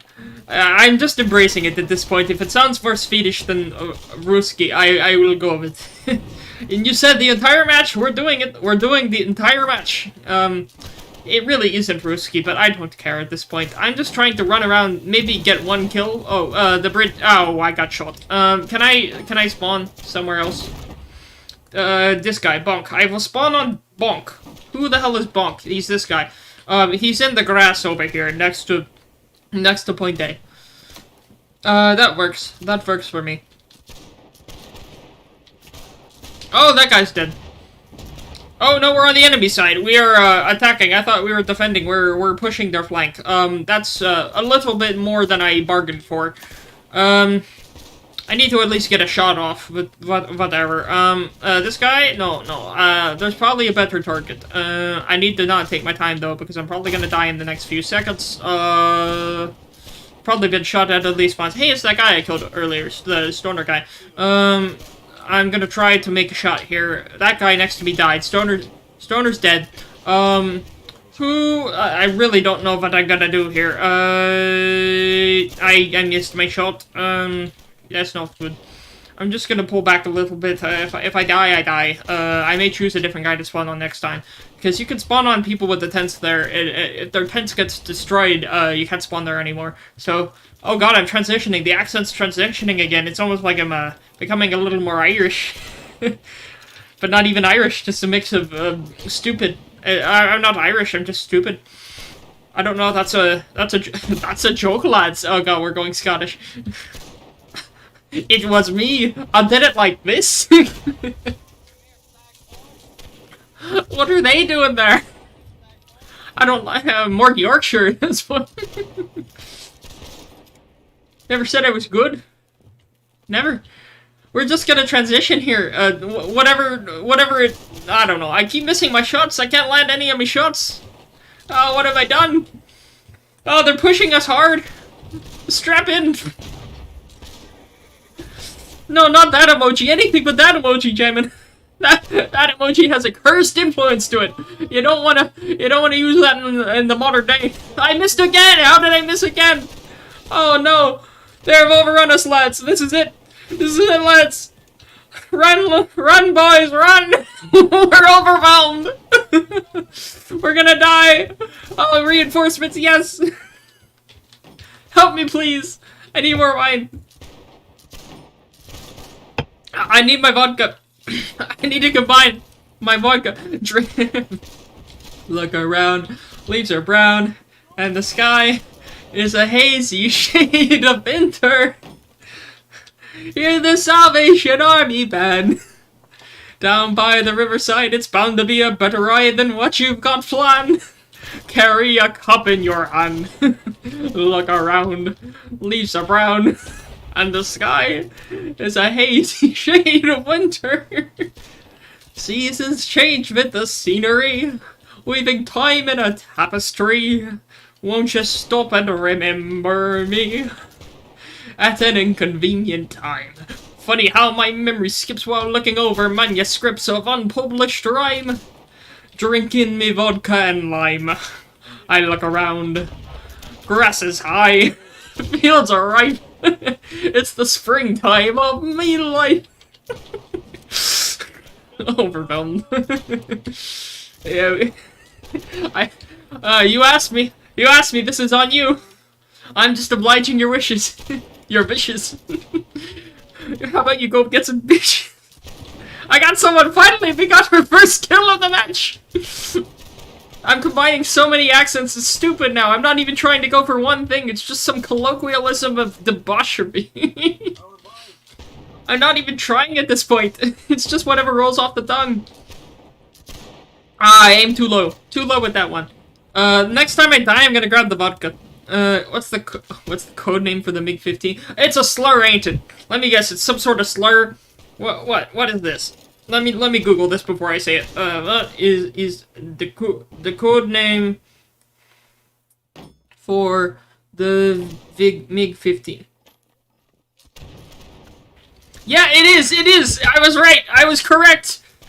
It was a slur. Well, one letter removed. It was one letter removed from a slur. Just how I like it. Enough plausible deniability. I ain't gonna say it out loud. Papa YouTube don't like us talking about defense economics. I don't think he'll like us talking about that neither. Give me a moment. I'm gonna go and grab my vodka. Give me a moment. One moment.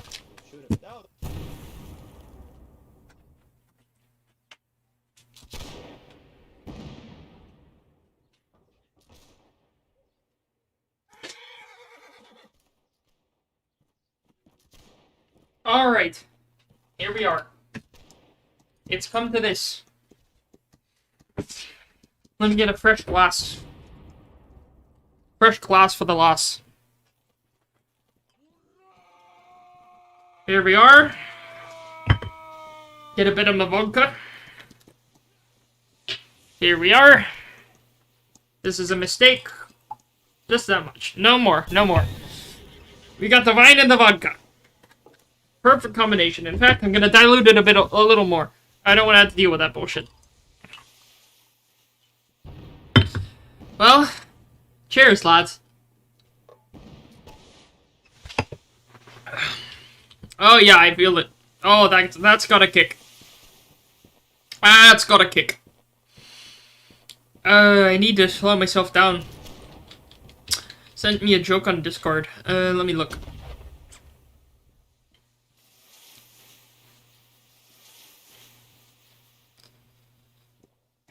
Oh my god. Gonna be honest with you. Don't fully understand even in the context. Like, I get what you're going for in terms of the joke itself, but I don't actually get the context neither. Yeah, it's I can see why you'd message it to me, but, again, I'm gonna remind you, I'm very drunk at this point, so I can't really put two and two together very well. Oh, I see another message. European leaders. Oh, okay. Oh, I see. Yeah, there she blows. There's the context. Off the starboard bow. Context ahoy. Oh, that guy's dead. Wait for it. No, I missed. Messing with drunk people is very funny. Look, my mental cognition is not the best right now. I will say that much. It's a little bit of a problem. I may actually consider myself an alcoholic. I would have said a recovering alcoholic, but that would have been true if I was recovering. It's not because I have trauma or anything, it's just that... No, I'm not really unhappy about a lot of things. I'm just an alcoholic. I don't even have an excuse. I'm just an alcoholic. That's it. I'm not, like, depressed or anything. I'm not trying to repress any trauma. I'm just an alcoholic. I drink a lot of booze. That's it. That guy's trying to shoot me. Oh, no, he shot someone else. Is he... Oh, okay, I heard the hoofbeats. I heard the hoofbeats, and they sounded like they were coming towards me. They weren't coming towards me, but sounded like they were. They're trying to stab each other on the roof. I missed. I pulled to the right. Oh, I knew, because that's the thing with games like this. You got to know why your shot missed. Sometimes it's just due to luck. Other times it's because you turned your gun too much. You pulled your gun to one side. Anyways, gonna go, maybe back, keep drinking while shooting, nothing could go wrong. Yeah, I'm just gonna keep going. In the meantime, you have a good night. It was fun talking to you about, limited amounts of defense economics, but, we'll just see what happens. I may still be streaming later. It's been an hour and 42. Don't know how long I'll keep streaming for. Especially, I've drank faster than I wanted to, so I may slow myself down a bit. We'll see what happens. So, I don't know how much longer I'll be streaming. Hopefully more. We'll see. In the meantime, you have a good night. I'll see you next time. See you around. Cheers. Go ahead and dump the rest of the vine in here. Vodka's got a kick.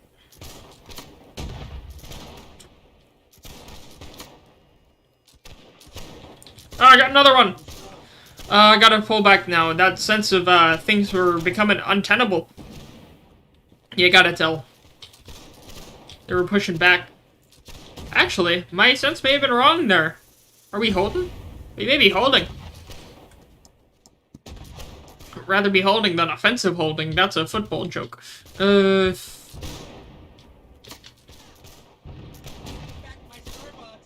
doing a fantasy league, by the way. My second fantasy league. I did it last year too with me college friends, but doing it again. 2 losses, 1 win. It was gonna be 3 losses, but I won the last week at last second, so that was nice. We'll see how the rest of the season goes. Still, that funny 70 points with the Dolphins. That was really funny. Get BTFO, honestly. 70 points, Lamau, to 20. Lamau. The amount of copium be unreal. Be huffing barrels of the stuff. I love watching the reactions of people, like, punching their TVs and stuff. It's just a game. It's just a game. Oh, we're pushing. We're pushing, lads. We're pushing. Oh, that guy's too good. Oh, no, he's dead. He's dead. That's a shot. I think that's an enemy lad right there. I'm pointing at his hat.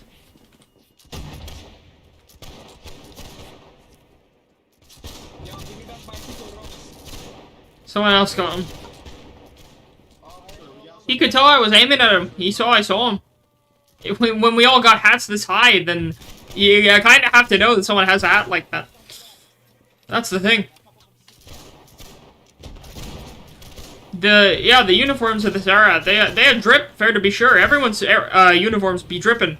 But either you're dripping or you're dripping with blood. One of the two. And the latter certainly didn't help with the former. The former certainly didn't help with the latter. The more drippy you are, the more attention you draw. Oh, I missed that. Too far to the left. Aim too far to the left.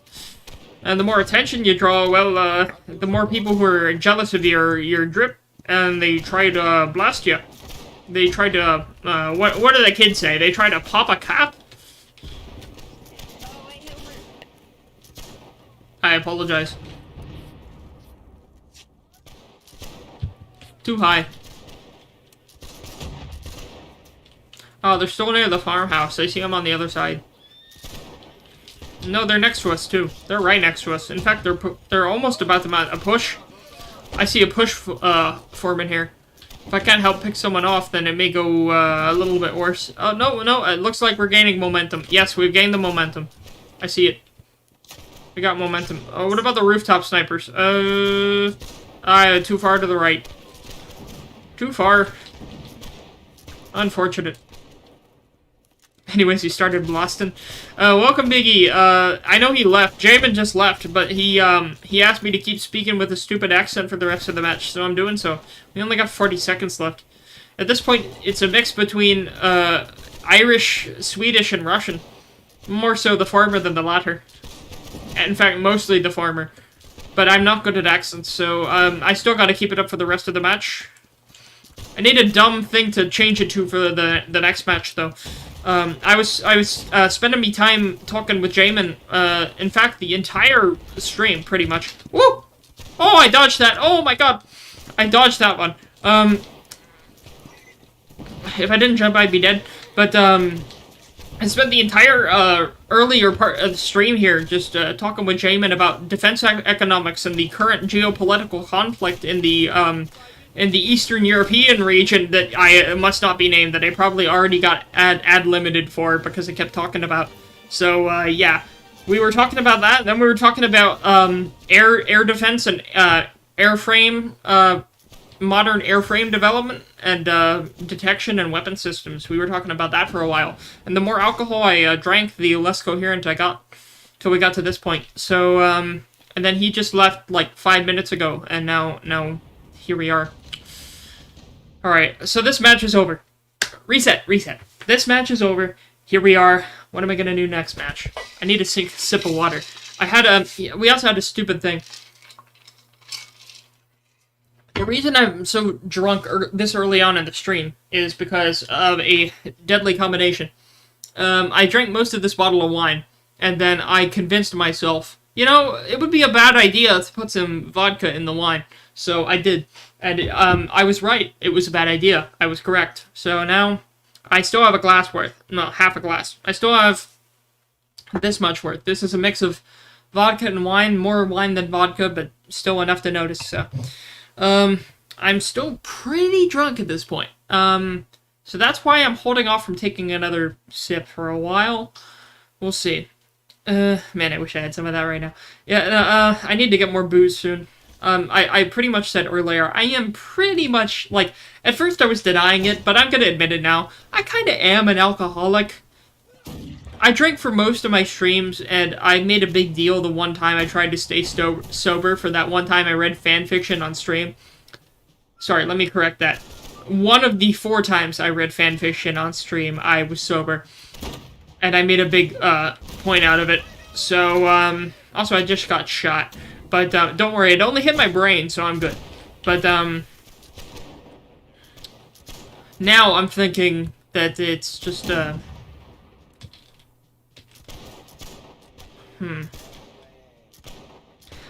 yeah, I'll admit it. I'm pretty much an alcoholic. And I said it before.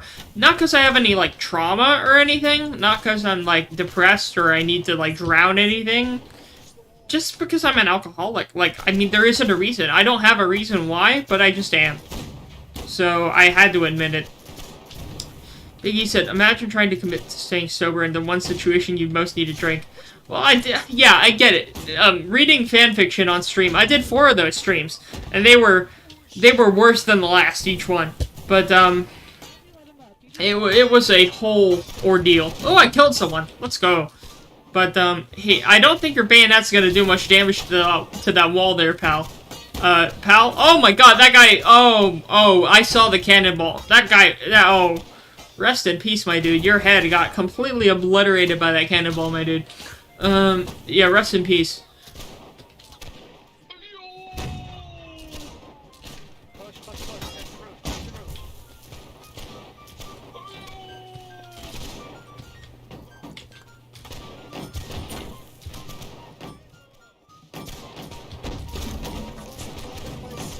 I need to head in there.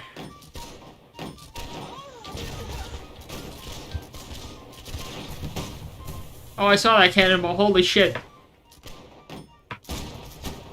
I need to snipe someone from off that roof. Missed. Ow, I got shot by a cat.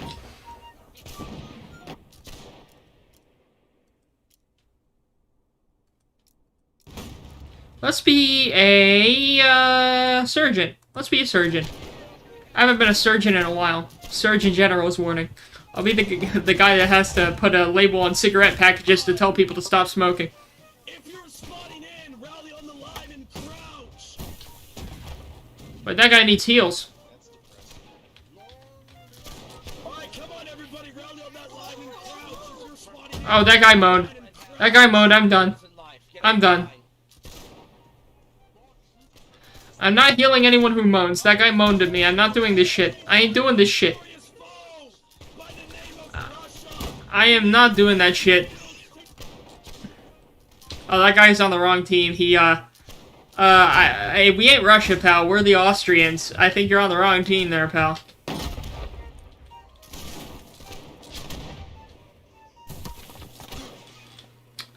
I got shot. That's not good.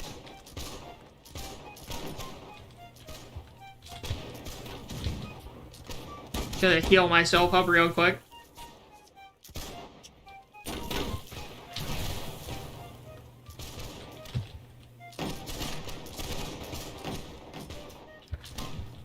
Ow.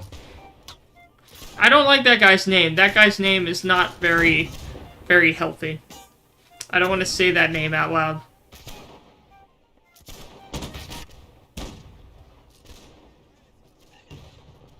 Oh, that one group moved out.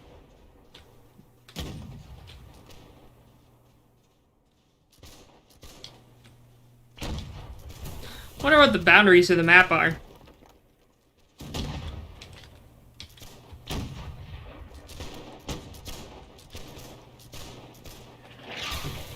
Oh, that's a mortar.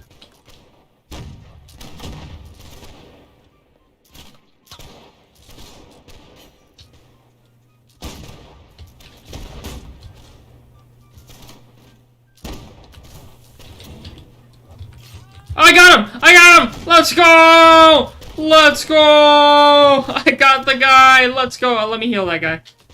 Oh, I'll let him heal that guy. hello. Honey says hello. Oh my god, we're all dying.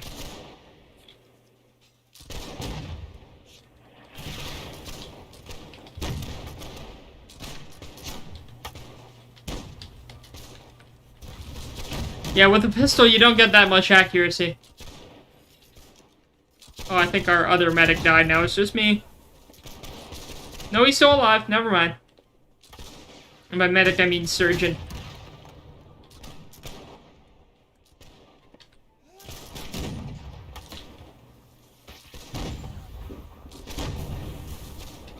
That guy's dead.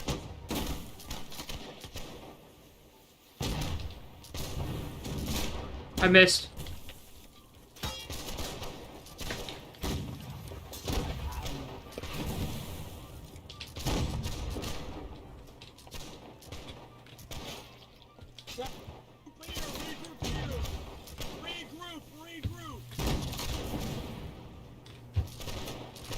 That guy jumped off the edge.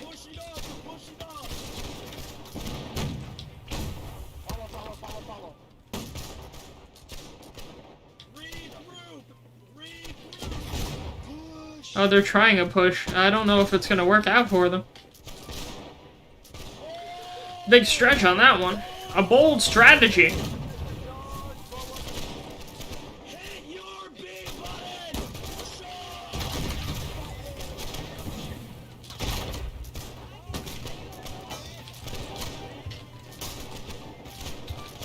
Alright, let me heal this guy.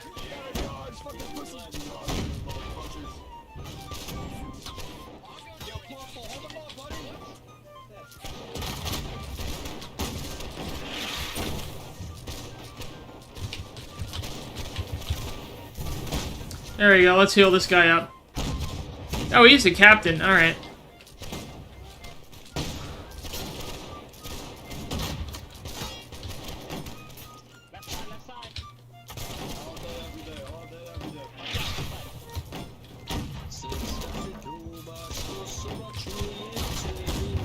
Next time someone jumps, I can probably try to take them on. We'll see. We have more medics over there, that's fine.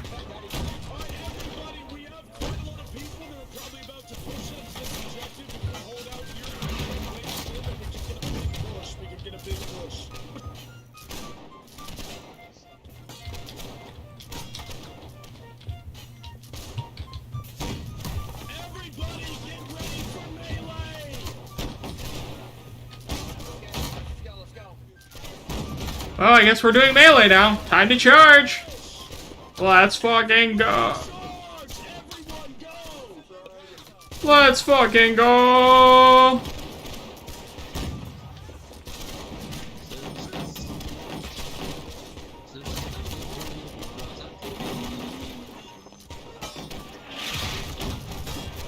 Ow.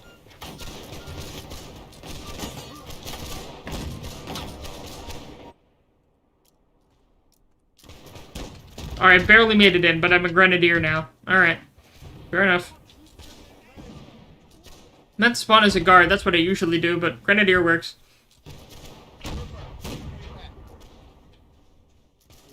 I'm gonna wait to take another drink. I know I need to pace myself a bit more. We're not even at 10 o'clock. Gotta pace myself.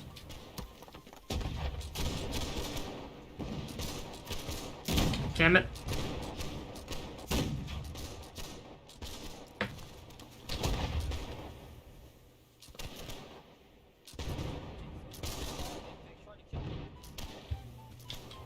What's 1 + 1?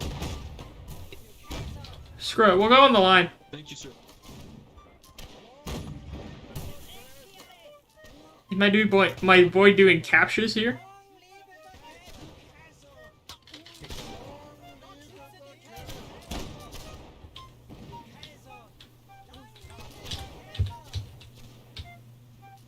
No speech. Yeah, all their turrets are on the left. Alright, well, I guess we're going with this guy here. Boo. Right here, father. And above your ass, boys, you're getting 40 shillings. 40 shillings on the drum for those who volunteer to come. Shirts and clothes and pleasant pay. Over the hills and far away. Over the hills and o'er the main. To Flanders, Portugal, and Spain. Queen Anne commands and will obey. Over the hills and far away. Alright, everybody, listen to me. When you get out of that door, drop down and run under the bridge. If you run under the bridge, you can actually avoid getting shot. Speech. Let's go. Alright, we're going. Get under the bridge. Get under the bridge. Get under the bridge. Don't want the crush near the door. Go on the ending wave. Push, push, push.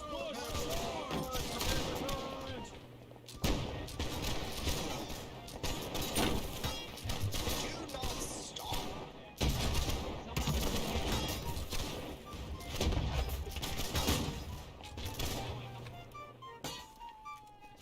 Weird that we have uniforms that look like the British.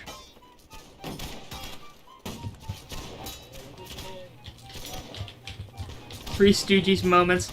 Imagine trying to commit the things. Oh yeah, the game makes me think of a Mountain Blade and shit. I've never played the one with guns. I haven't played that Mountain Blade. Oh, headshot! Let's go! Let's go! I'm taking a drink for that.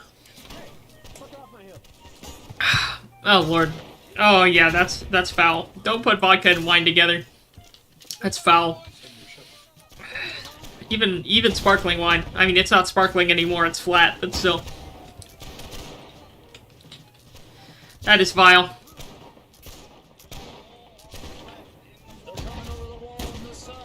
I missed.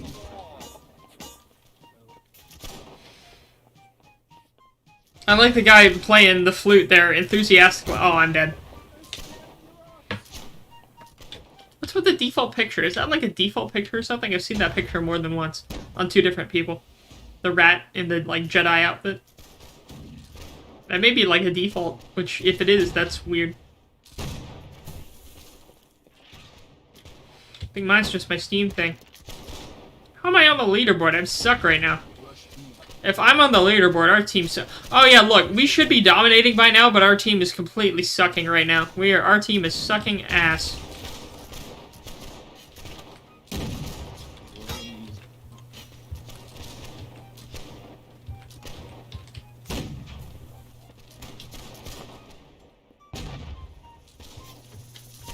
Because we have unlimited spawns, they don't.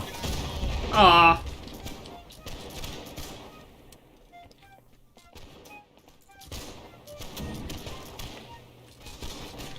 Why do some of our guys have, like, British-looking uniforms? I mean, we're Austrian. Maybe they had a lot of red in their uniforms sometimes, for some of them, like officers? I don't know. I don't know much about the Austrian uniforms in the Napoleonic Wars. I know we had mostly white uniforms in the 1700s, but I don't know what the officers' stuff looked like. I played a campaign in Total War, Empire Total War as Austria a while back before I changed to Poland. Now I'm doing one as Poland.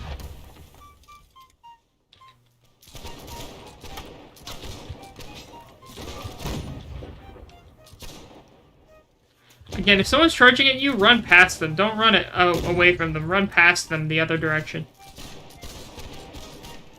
But don't, like, try to fight them either. Just run straight past them. Sometimes they'll catch you, but a lot of times they won't. I like the clashing different music with the fifes. It's like two different songs and they clash notes with each other. Very silly, one might say. Ow. That didn't work out so well, Captain. Yeah, I don't think we're winning this match.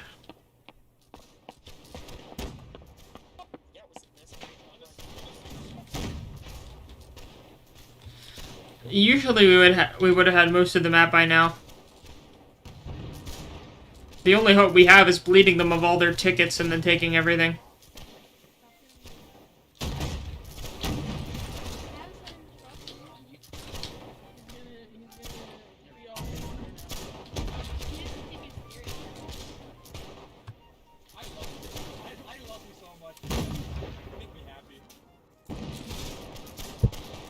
That's the only thing I can think of, really. Because, like, at this point, if they have more points than us at this stage in the battle, yeah, they're probably gonna win.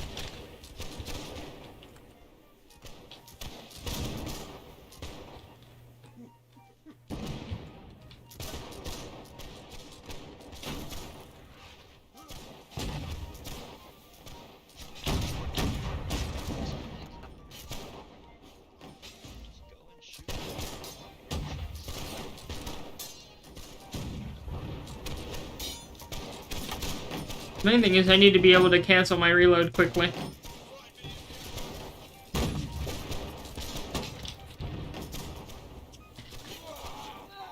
Ow. I tried. I guess is that a default? Like, what's with the rat background? Is that a new part? Because they revamped some of the UI. I know they did a weird UI thing. Maybe that's part of it? Because it reminds me more of a generic COD-style multiplayer game with the background and stuff. Maybe it's different if you have a regiment or something, but I'm not joining a regiment, I'm gonna be honest with you. Never have, probably never will. I just don't care.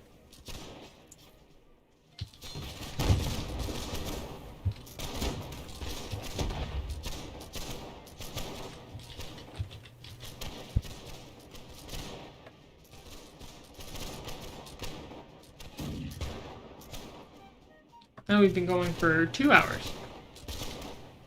It felt like more than that, honestly.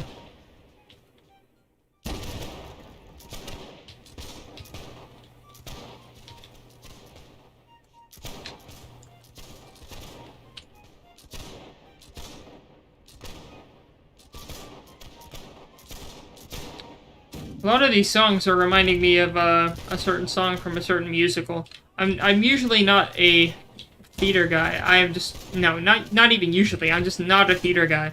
But I've been re-listening to the soundtrack of something that I had helped perform for my old chorus group back in middle school. That was like old thing that got buried deep in my memories, and then I got a random recommendation in YouTube for it again after a while, and then I'm like, oh yeah, I remember doing all this.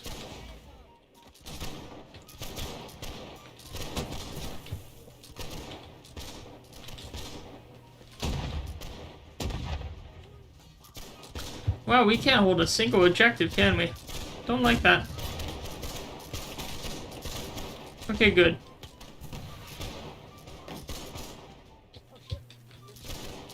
Got him. Got PRO. Yeah, dance a little PRO now, you bitch.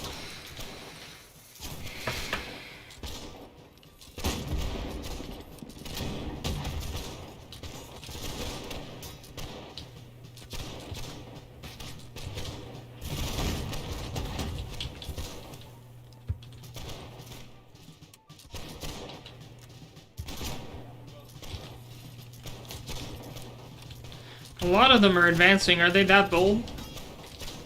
Do they have that many tickets left? I mean, a lot of them don't care how many. Got a hit on him.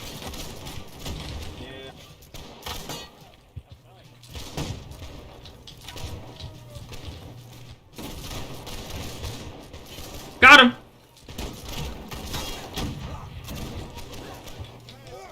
Got him! Got PRO again.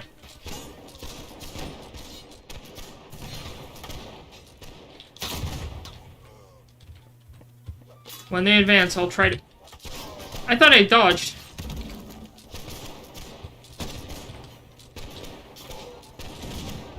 Ah, someone got him. I mean, they're the ones with tickets, not us, so I don't know why they're so aggressive.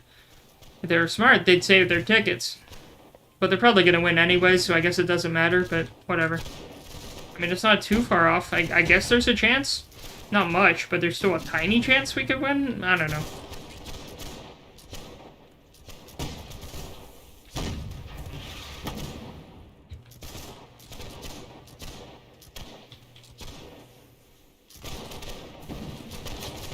Aim too far to the right.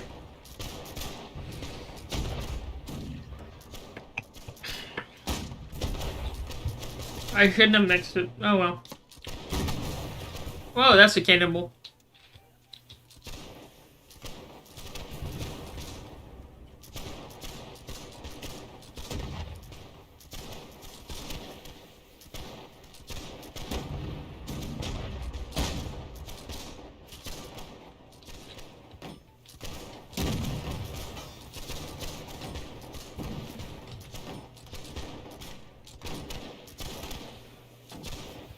How'd I get a sneaky shot?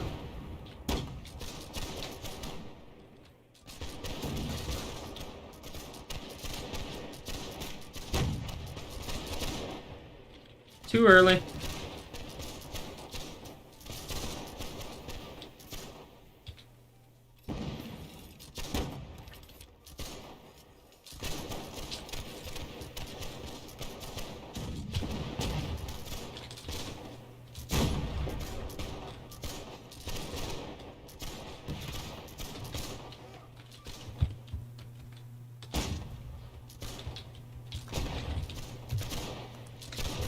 Miss.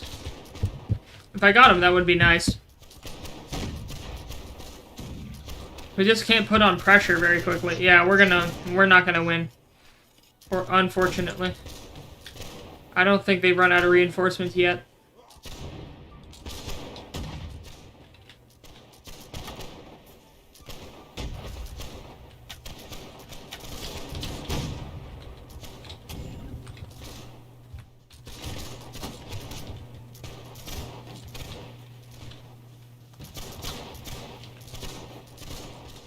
Did I bounce off or something?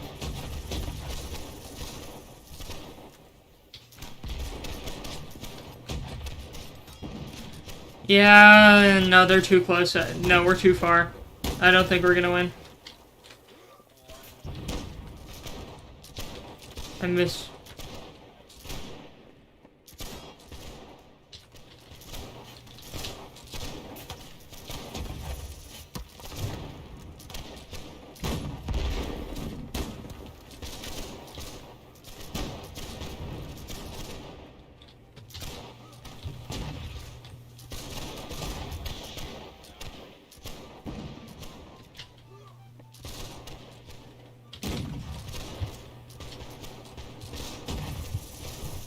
Yeah, no, we're not gonna win.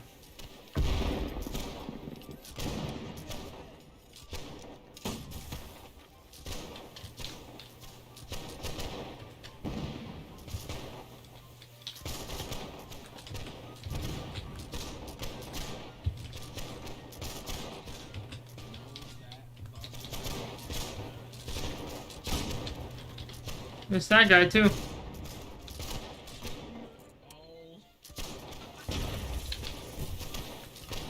Yeah, we're dead. Got 1 minute. No, there's no way. Too late. Too little, too late.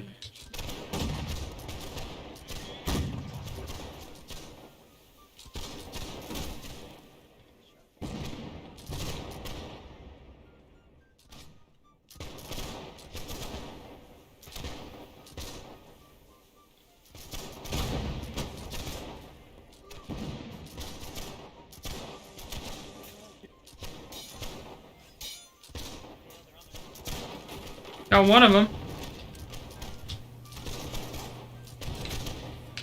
7 to 8. Oh, that's not good. How am I on the leaderboard? If I'm on the leaderboard, then we suck. I should never be on the leaderboard if our team's doing good.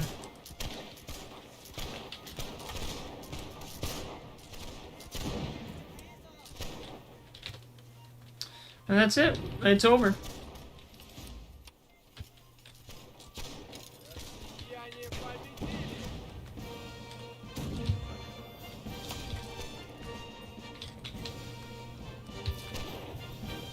That's it.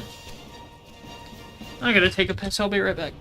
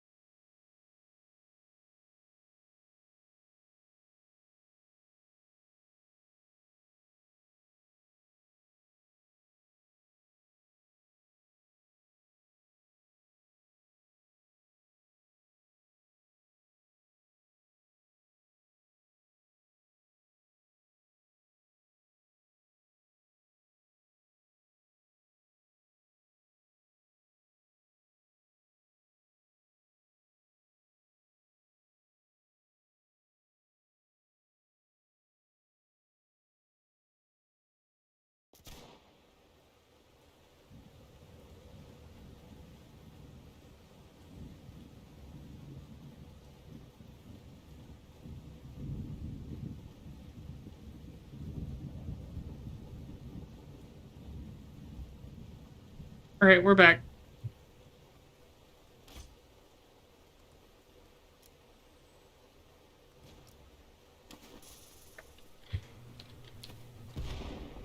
Probably, this may be my last match. We'll see. I think so. This will probably be my last match of the night. Yeah, what's up? I'm with you, Moonlight. Let's do this. Let's get a couple tents out there, reinforced. There we go. At least we'll have someone trying to make a tent.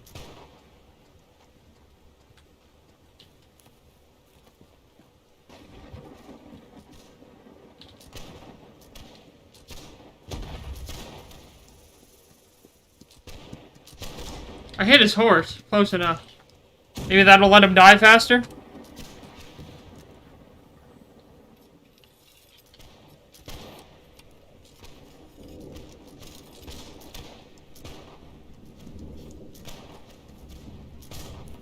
How'd someone get that far already?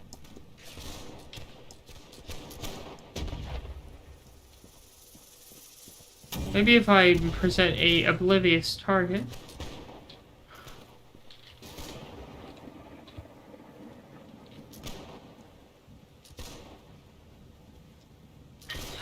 Why did he turn away from me? I was the prime target.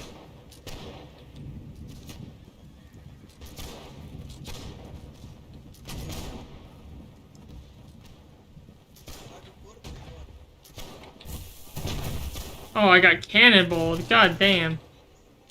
That's unfortunate.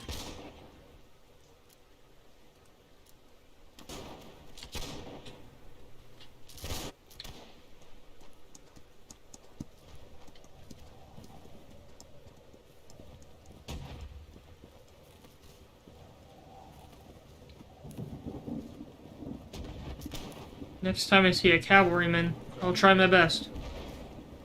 There's a dead one. No, that's a cannon. Never mind. What used to be a cannon.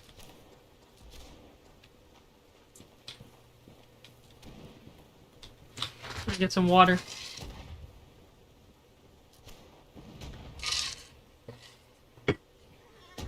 Need some water.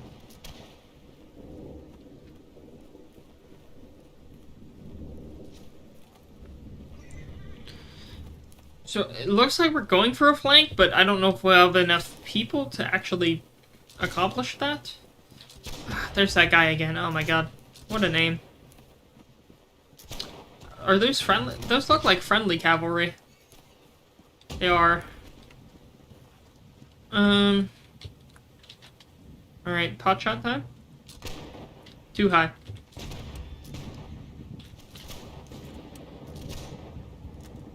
I do see one enemy cav.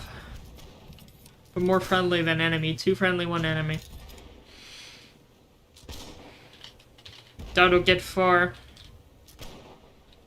Yeah, he's dead.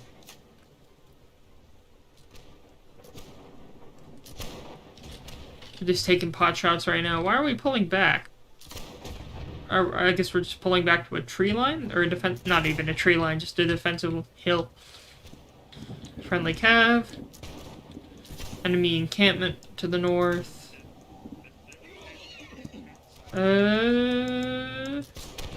Missed. Hello, Fiery. Welcome to the stream. This is probably my last match of the night. Oh, cavalry killed that guy. We had quite a crazy stream earlier. I'm still pretty drunk right now, but I still have a quarter of a wine glass left.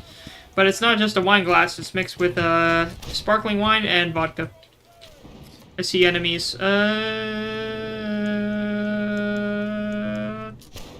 tried. Tried to make a shot there. Yeah, we got them on our right flank, to the northeast. We got them, the main enemy presence to the north. We got ourselves mainly upon this northwestern ridge line. Right. Thankfully, this stream is all, saved, as in, DVR'd for later. That's why I like to stream on YouTube. It automatically saves the entire stream, not just clips. So, thankfully, I appreciate that. Vodka from Russia or just normal from America? Probably just from America. I'm pretty sure it's just from America. So I combined these two. Combined $5 Aldi sparkling wine with generic-ass, yeah, Kentucky vodka. Not, yeah, just the cheap stuff. Bottom shelf, basically. Not the best idea to combine them, because that, you know, makes things a little untenable, just like our front right now. We're overextending, so our front's untenable, just like we are. Well, I got him that, though. I shot him to death, and it was an officer, too. Nice.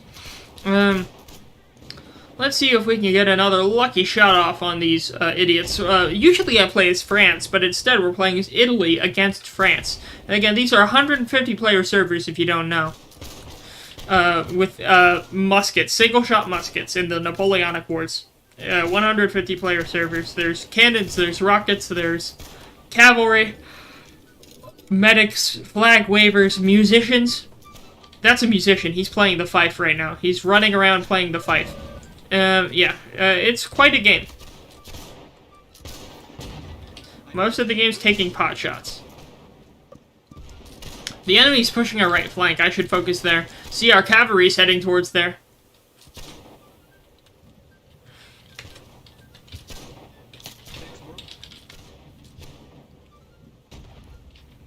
There, I just made a team message. I see an enemy cavalry. I want to hold my shot. You gotta actually aim your shots most of the time. You can't just fire blindly unless you want to waste your shot. And even then, even if you aim properly, you'll probably still waste your shot because you only got one. Oh, that guy aimed for me. He tried to kill me. Thankfully, Fighter Piolet, that's his name, killed him instead, so we're alive for now. We still have our shot, though. Having your shot... Oh, he's an officer. Should I support my officer, or should I hold back? Get up there, get up there. Get up there, I'm putting up another tent. We're gonna have so many people here. Get up there, get up there. And I'm dead. Thanks, officer. You told me to get up there. Well, I guess I'll spawn up there. Well, thankfully, when they place down a tent, you can spawn where they place a tent. So, that's a extra bonus of sorts. Break the tent. Kill them as they come in. We want to drain their reinforcement. Don't break the tent. I said don't break the fucking tent, man. It's not good for business. Yo, man, these guys are breaking tents and shit. You know, we can have a real good Got him! you guys in- Got him, baby! Got the cavalryman. Let's go. On the left-hand side, behind the rock. I love killing cavalrymen. I really love killing cavalrymen. It's very fun. Very, very fun. Because they have to commit to a direction. They can't change direction real quick. If you know where they're going, there's no way they can go against it.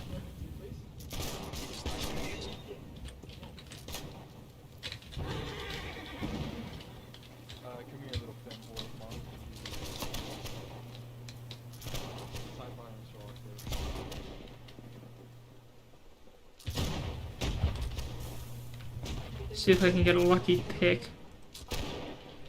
I'll keep trying. Eventually I'll get lucky.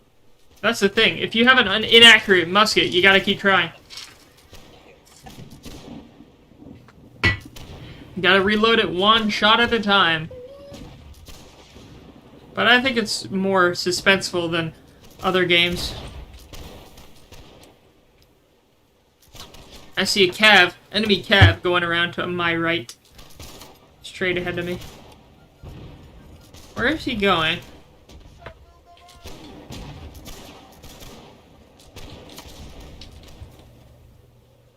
Is he dead?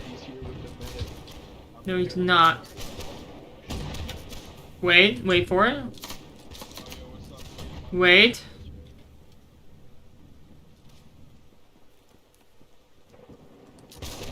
Ah, I tried. Hello, Funky. Welcome to the stream.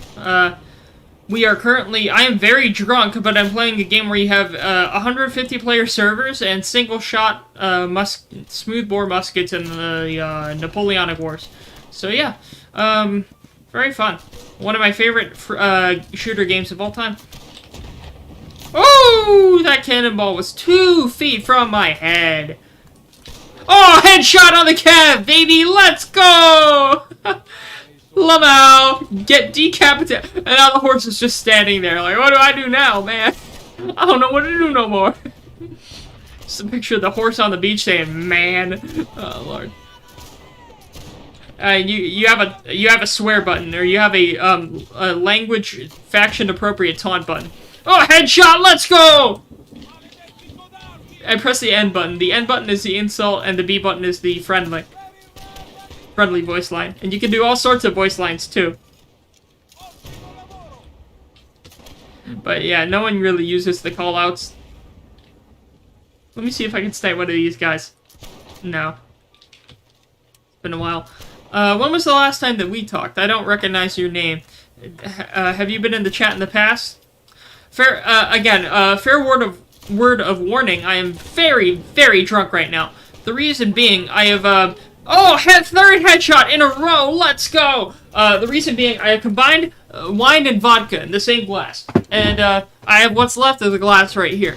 And, I've been drinking the whole night, the whole time I've been streaming, so that'll explain a few things. I am fairly drunk, and by fairly, I mean very, so... you're Dina. Oh, you're Dina! Yes. I forgot you have a new account. Welcome back, Dina. We've been... Oh, 4th headshot in a row! Okay, now I'm dead. 4th headshot in a row! That is so rare. Again, imagine, you have a smoothbore. Smoothbore musket. I had to adjust my seat. My seat, got messed up. But, you have a smoothbore musket that is not rifled at all, extremely inaccurate. Not only did I get 4 hits in a row, not only did I get 4 kills in a row, I got 4 headshots in a row.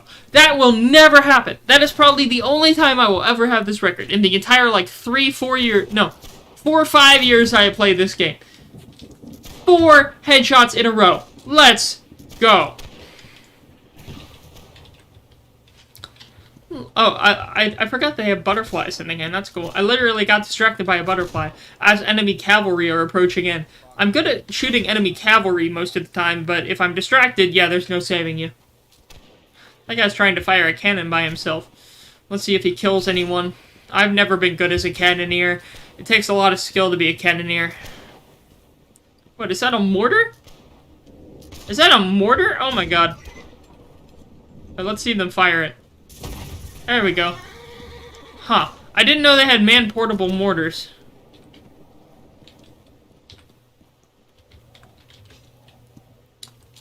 Got him! I killed HP Lovecraft Gaming. Let's go. I didn't know that was an enemy. I don't know how he got up that far. Like, oh, hello. Wait, no, you're a Frenchman. Oh my god. How have you been, Dina? What have you been up to? Still talking with your other group of friends? That was an interesting night. It's strange. Anyways, yeah. I've been streaming for about 2.5 hours. Don't know how much longer I'll be streaming tonight. Probably won't stream tomorrow, because I'm gonna go to Howlo Scream with some co-worker friends. And that'll be fun. Oh, someone shot that cavalryman right out of their horse. Right out of their saddle. Damn. It should have been me, not him, me! Wait, was that a cannonball exploding in air? Did someone hit a cannon with another cannonball? That's so... cannonball with another cannonball? God damn. Wait, I see enemies. Miss. Alright, there's an enemy cavalryman. I'm gonna pretend like I'm distracted. Oh, he's dead. Usually, if you can make an enemy think that you are distracted when you're really not, it kind of helps in getting the jump on them.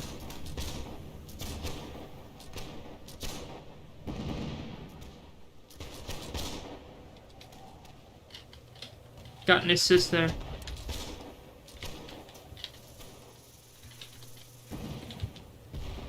And you gotta put your side to the enemy.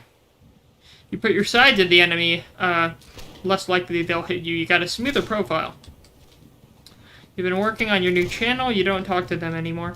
Oh, really? What have you been focusing on for your channel? Have you been, recording stuff, making a lot of videos, basically? I know I need to make more. I have an idea for another little silly, quick video, but I need to actually make it. I may make that tomorrow before I go to Howlo Scream. Thankfully, my weekend starts tonight. I just finished my work week, and now I'm relaxing. I missed. Oh, he's dead. So, thankfully, I have an entire 3-day weekend looking forward ahead of me. So, that will be very nice, very relaxing. So, looking forward to it. And I'm getting it started tonight by drinking my head off. Because I am a bit of an alcoholic. I don't have a reason to be. I'm not, like, depressed or anything. I just am. So, blind fire there. No chance I would hit anything, but whatever. They're the rockets. You see those rockets all the time. I almost killed that. Oh, no. My perception's off. We got a friendly cavalryman coming in. Just exchanging rocket fire. I don't know what they're aiming at. They're not aiming at anything of note. I killed him! Killed that guy. Nice. Benjamin Pelletier. Oh, whoever his name is. Yeah, if you stand in the middle next to a bunch of enemies, you're gonna get shot. Even if you crouch. Like, sometimes it's better not to crouch. It's better to just stand sideways to the enemy rather than crouching, because you get less of a side profile. And your shot, you can adjust for how much your shot falls due to gravity, but you can't adjust for how much it sways side to side, because you have an inaccurate old smoothbore musket from the 1800s. So, if you face sideways, you minimize your side profile, especially if you don't crouch, because then you have a very minimal side profile. So, Oh my god, that was a good hit. Holy shit, we killed a lot of them there, and the kill feed to the right. Good job on that mortarman right there. He got a good beat on the enemy. That guy's dead.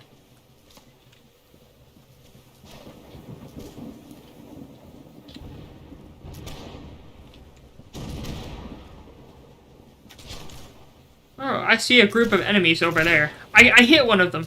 And again, that's the annoyance. Sometimes you can hit an enemy, but you don't kill them. And in this point, like, sometimes it's better to just miss than hit, because then, you know, instead of your shot missing, you got the reward of hitting an enemy, but it didn't kill them. But that's just weird. Did I hear about the new updates on Discord? What are the new updates on Discord? I did not hear about them.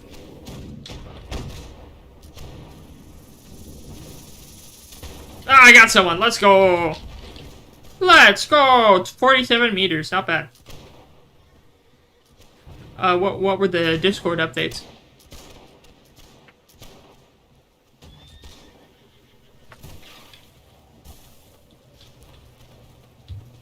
Enemy cavalry to my straight in front of me. Two of them.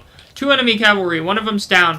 Second one's still up. Need a better shot. They ran out of reinforcements. We're winning the game. But barely. Only just barely. We only have a few reinforcements left. Okay, we knocked out the enemy cavalry. Good, good, good. Enemy infantry are overwhelming us. Got one of them. Got the officer. Very good. Very, very good.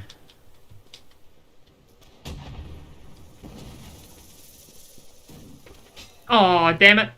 I was so close. Thankfully, I got one of the last respawns before we ran out of reinforcements. We only have 6 reinforcements left, and the game has 20 seconds left. So, we are gonna end the game with a win. Well, ooh, I don't know. I don't know. It's really, really close right now. That's too close to call. Oh, that's too close. I don't know. We may lose. We may lose. Wait. No, we're good. We won. We won. Let's go. We won by a few points. Let's go. Wait, what? Oh, no, we are. Wait. Yes, we are Italian. I forgot I was Italian for a second. Let's go. GG. Close. Let's go. Yeah. Let's go with Avignon. Gotta drink more of my wine.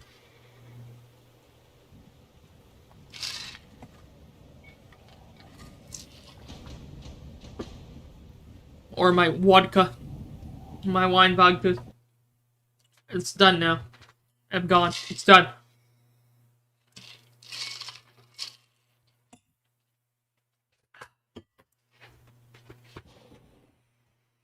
Alright. Let me refresh, just in case. I will refresh chat.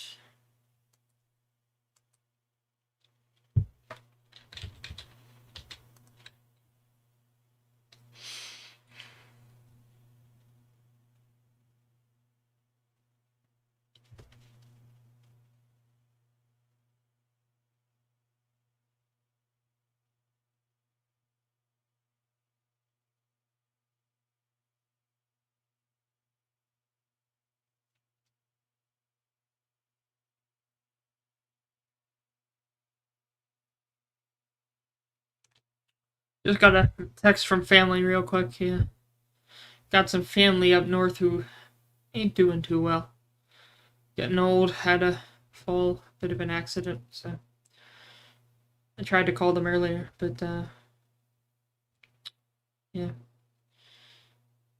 Well, every family has something weird going on. Everyone has to deal with all that at some point or another. So let's just finish this out. I think this is the last match of the night. After this, we're done. I said last one was, but this one for sure. Give me... yes. I've seen this guy before. Oh, he's gone. He disappeared. Let me resume the music. Yeah, I forgot. It stopped a long time ago. Oh no, it just ended. There we go, we got our military cadence back. Funky said, Nitro members can make VC parties in DMs. It is in beta, though, and new accessories for PFP. Wait, when you say make voice parties in, DMs, does that mean... Is that something new, or is that something they took away and only gave to a certain group? Because, like, to me, like, I thought... Oh, headshot, let's go. But, I thought that, you could always make, like, group messages and have voice text with them, but did they restrict it or something? I don't know. I haven't kept up with it.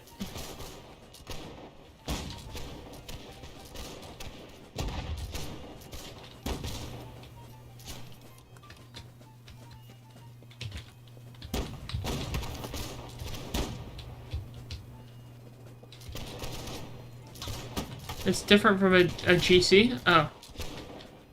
What's the difference? I'm having a hard time telling.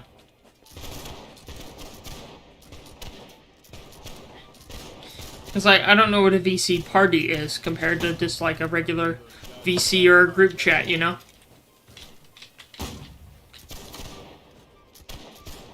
Seems a little confusing to me.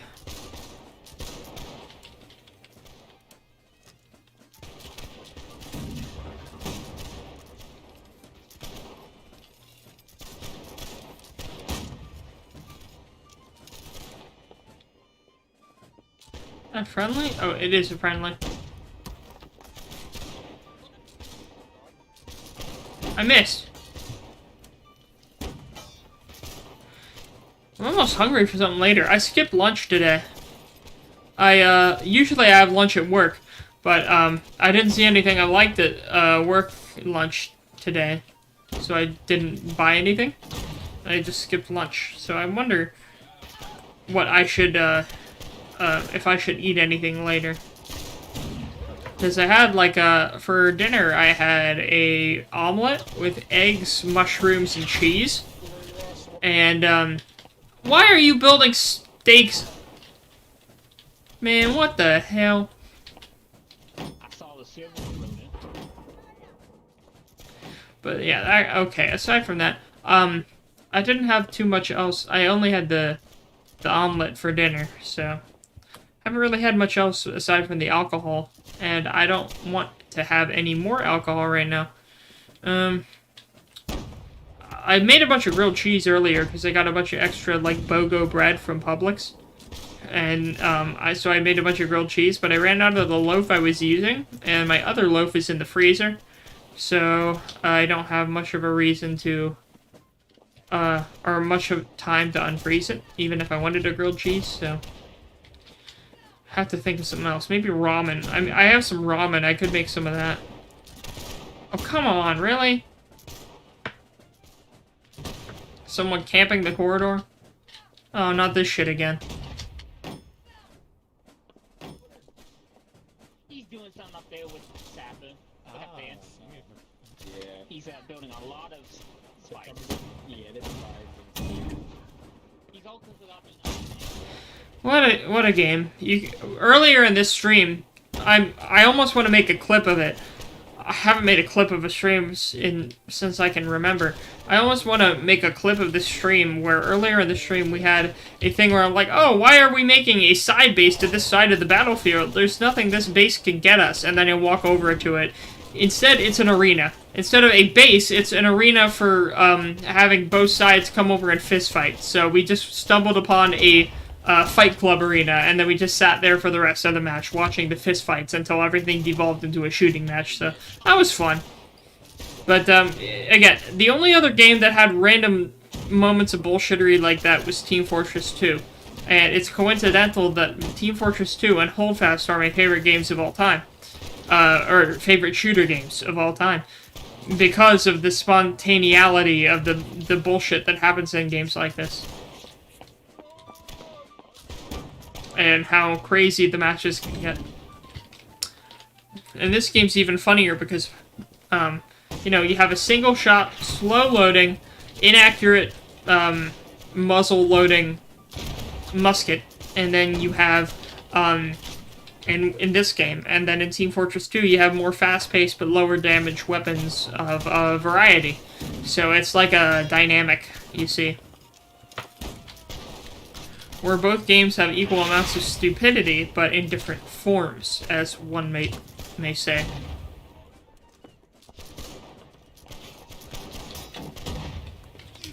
Ow.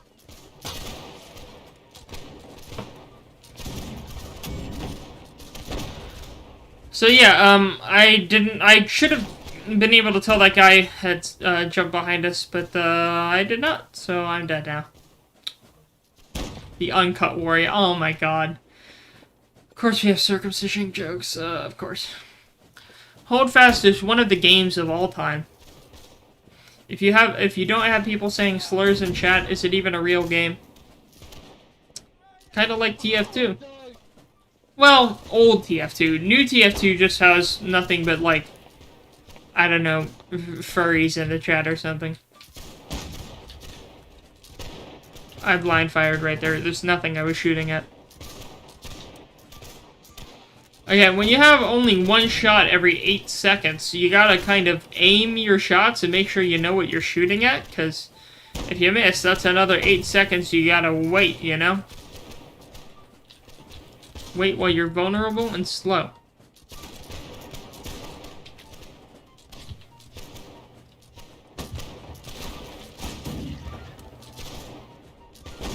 Furry, the Team Fortress 2 kind of got infested by furries at one point. It took a while, but whatever.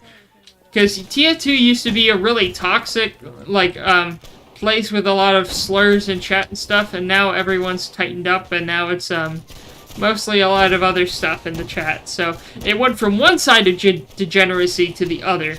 So there was no improvement. It just went from one extreme to the other. That's mainly what happened with a lot of TF2. So yeah. Biggie said, when the Devilman holds aside with a picture of the Trade Center towers being hit. Look, there's still vestiges. There's still vestiges in TF2 of the old ways, but they're not as common as they used to be. Old TF2 isn't dead, but it's almost dead. Now, new TF2, I don't know. Like, then again, TF2 is kind of more of a dead game in general, so you're more likely to get a mix of stuff rather than, like any certain group, you know? It's more of a mix. You're either a racist or a furry, is what I'm trying to say, if you're playing TF2. There's no in-between. You gotta pick a side there. No middle ground. I don't know which one's worse, to be honest.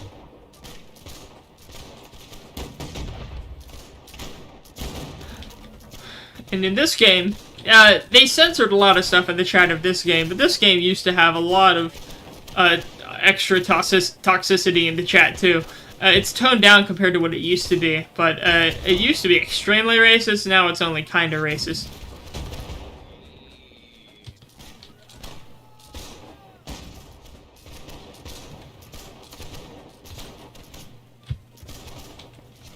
Which one am I? Oh, I have to pick a side? I guess I did say I have to pick a side, don't I? Well, the side that I pick is the side that my lawyer requests that I, decline from commenting from. And I'm gonna follow my non-existent lawyer's advice, because if I don't follow my lawyer's advice, bad things are gonna happen, so... Yeah. That's all I can, in the words of Forrest Gump, and that's all I have to say about that. You already used my mic off stream. I have push to talk on. I have the Y key. I have the key is push to talk here, in the bottom left when I press it. I pressed it a few times this stream, but usually I don't use it unless I'm actively talking with someone, and that's not very often. There's a lot of enemies here. Ow. I'm dead. Didn't realize that the entire British force was flanking left. Okay. Well, damn. Damn, that sucks, bro.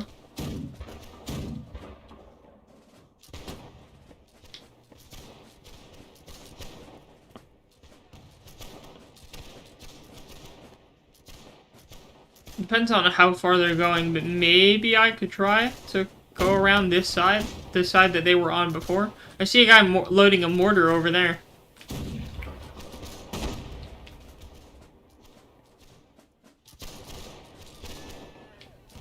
Where are they?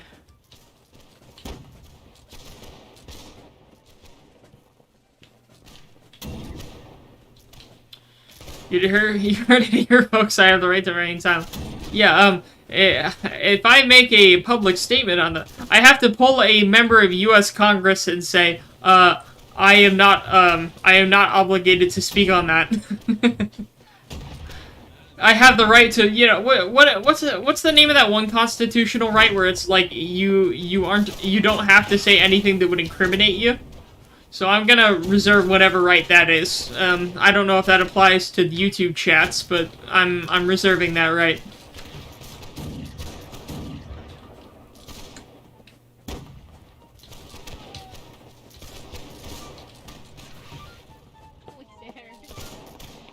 Look, when I gotta choose between being a furry and a racist, I don't know which one is worse in today's context. Miranda writes, fair enough. Anything I say can and will be used against me in a court of law and a court of Lamau. I don't know which court is worse. Would you rather be crucified at the court of Lamau or burnt alive at the court of Lol? That guy's name is Fetus Pride. What a game. What a game. And I'm dead again.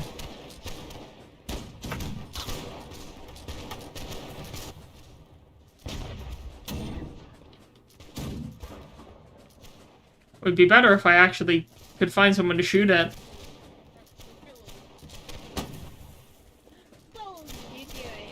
I'm doing much worse in this game than I would normally. Choose the Second Circuit District Court of Raffle. Lamau. Well, no, Raffle, not Lamau.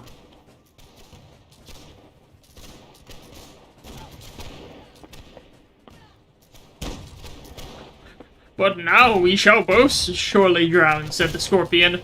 Lol, or no, said the frog. Lol, says the scorpion. Lamau. Alright, I can try to do a snipe. Let's see if we can do a snipe from here. What's the closest we can get?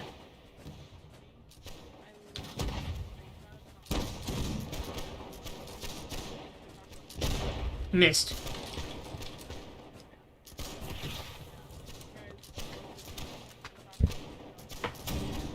I need to get closer. I'm not going to do anything from this distance.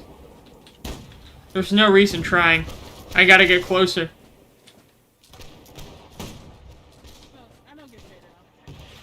You don't get paid. I heard a guy say I don't get paid enough. Bro, you play this game for free. You don't get paid at all.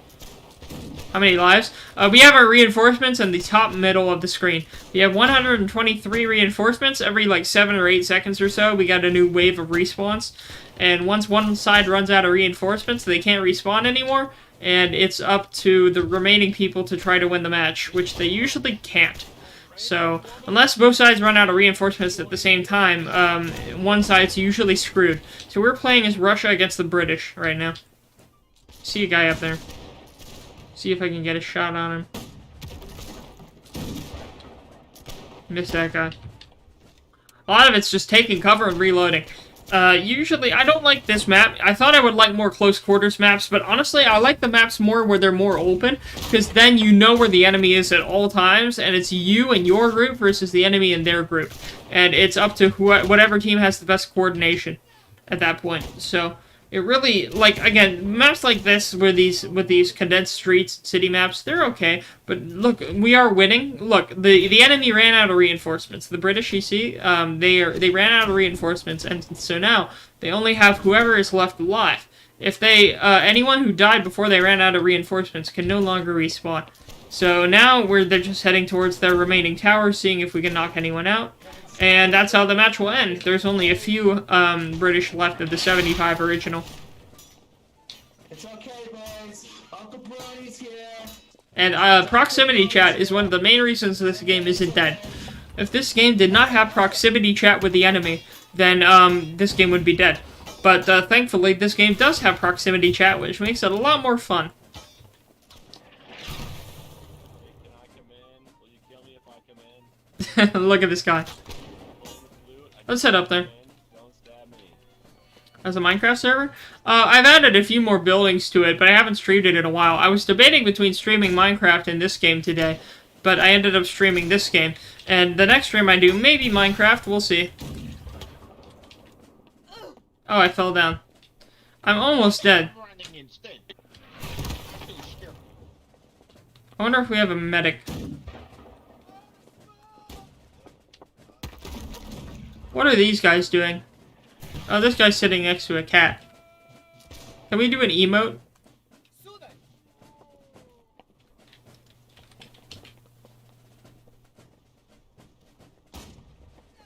I'm just gonna present arms here. There we go. We win! Yay! We win the match! You haven't been able to hop on because you've been busy. Yeah, I've been adding a few more buildings here and there to some of the bigger cities, but I haven't streamed it. I've been meaning to stream it. Next stream I do will probably be Minecraft, honestly. You know, I'm thinking. Now that I'm thinking... Yeah. I think the next stream I'll do will be Minecraft. Last time I was on, you were working on the post office. Oh, I remember that, yeah. Post office has been done for a long time. I was working on some buildings in Prometheus, the Egyptian city, working on some buildings in Fort Jennings, the walled city, working on some buildings in Carhio, the giant stacked, like, disorganized city. Haven't really done much building in the capital, though. We'll see. I may do some building in, oh god, what the name of the town that we defeated the Wither in? Withering Heights, I think we called it. I may do that next. Build some stuff there. Because we restored its population after it started as a abandoned town. Need to figure out what you want to do. Yeah, again, because it's still active. I'm still paying for it. I'm very broke right now, but I still have the money to pay for it. Let's go. Yeah, let's go Russia again. We'll go. Earlier, at the beginning of the stream, I was talking with Jamin for a solid, like, 2 hours about the current conflict going on in Eastern Europe. That was an interesting conversation. He knew more about defensive modern military strategy and defensive economics than I did. So I still had a cool talk with him during that. Like, the whole first half of the stream was really interesting in that regard. That's why I like that YouTube is automatically saves all your streams. Hey, what's up, dog? I'm not quiet. You need to finish the base you're working on. Yeah, I mean, again, the whole point is that I assigned everyone a village so they can work on it and make it a impressive city. So that's the whole goal. I want people to make really impressive looking stuff, you know? They got cavalry in our base here. I don't like that. Oh god, he was blown straight off his horse, Lama. The Austrians have some lime green cavalry. Oh, that's not good. Let me signal.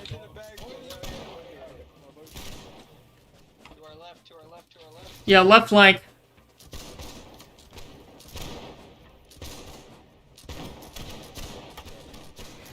The current non-diplomatic disagreement in the eastern portion of the European continent between two Slavic nations of nondescript identification. Yeah, that's how you have to describe it if Papa YouTube wants to stay happy.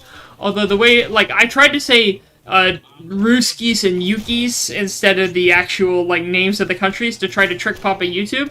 However, I don't think it worked, and I wouldn't be surprised if this stream was limited after it finishes, so we'll see.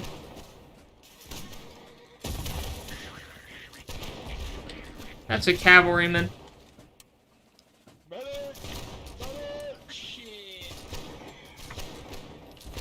Yes, this chest-high wall will certainly protect us from certain doom. I guarantee it. And by certain doom, I mean MF Doom. I don't actually listen to MF Doom. I just heard a lot of memes about the guy. Rest in peace. I misread this guy's name, Ronaldinho. I thought it was like Ronaldinho, like, ah ha ha ha, Ronaldinho Sacer! Like that stupid meme. RUW.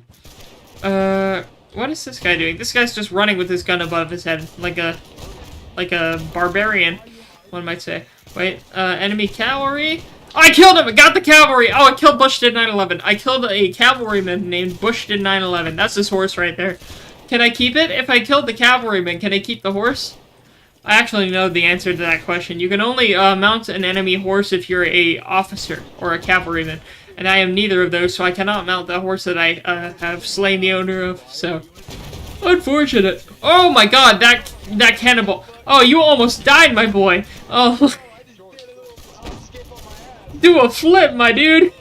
That cannibal almost killed him. Oh, Lord. He did a flip.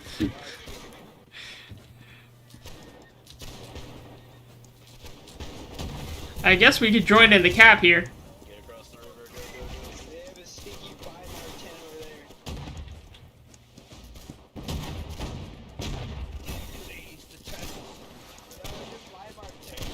there.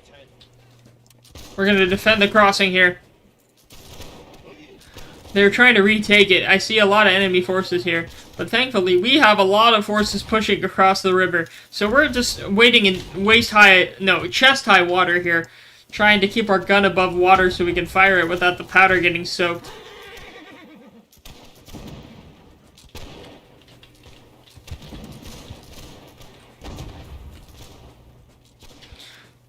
Yeah, we're kind of abusing game mechanics a little bit. We're just sticking our head out of the water here. Literally, no, only our nose. Only our nose is above water. Missed.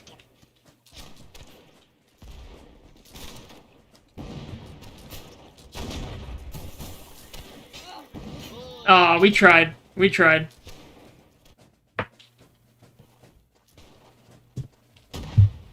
Let's keep going. I know I said last round was the last round, but screw it. This round's the last round. Third time's the charm, huh? I ran out of booze. That's the main reason. I ran out of booze. I mean, I have my vodka next to me, but if I drink any more, I'm really going to be feeling it. And I'd rather wait a little bit more before I do so. So that's my choice, I guess.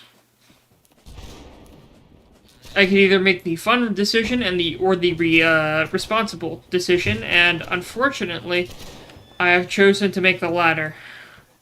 In spite of my worst judgment.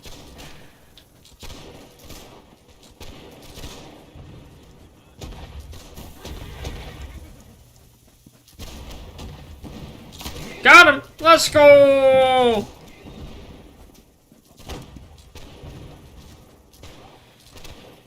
I love killing cavalrymen. It's so fun.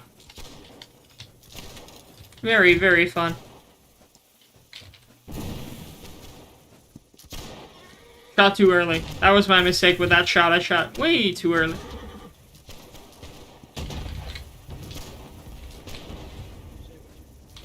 When you have 8 seconds between each shot, then you gotta actually make sure you know what you're doing. Too early. That guy's dead. Oh, yep, he's dead.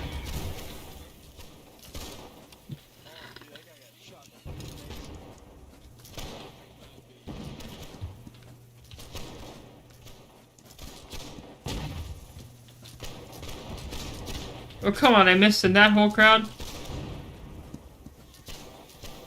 God damn. God will fucking damn. In the words of Chester Stone of Tampa, Florida.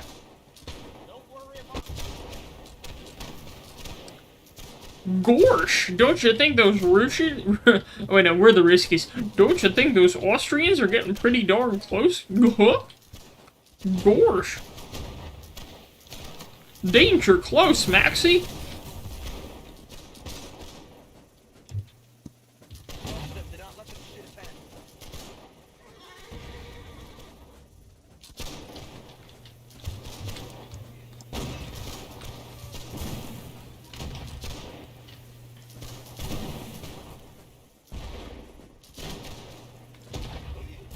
Oh, rip. Rip our tent. Literally rip.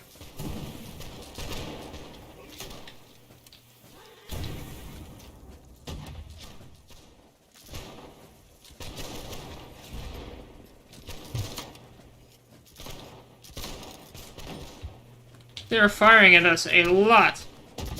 I'm just taking blind shots here. That's a cannonball that landed right next to me.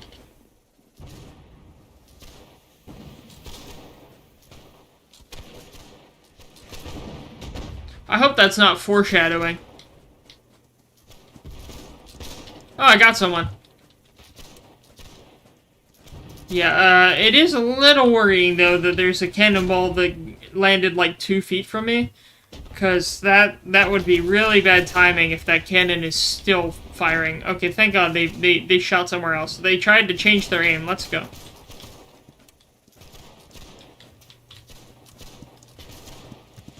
Yeah, there's no way I'm not ending after this. I've gone 3 hours in the stream, and I think I'm ready to end the stream. I've gone too long. I can't take it anymore. Oh, headshot! Let's go! I killed Lieutenant Gregory. Gregory, I need you to advance across the river. I know it will be hard for you to cap the point, but I know that you can do it, Sergeant Gregory. From Lieutenant Corporal Freddy Fazbear.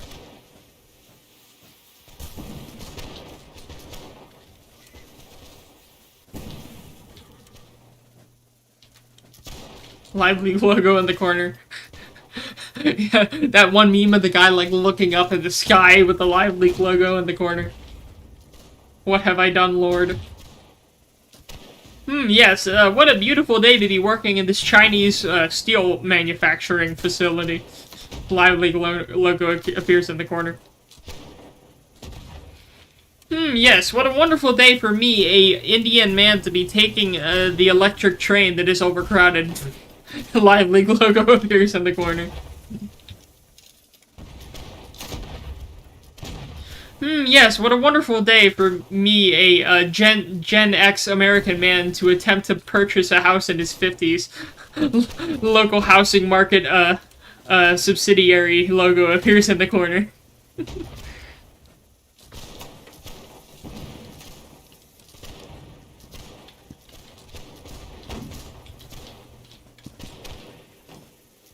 Yeah, we're just taking potshots at each other from across the river.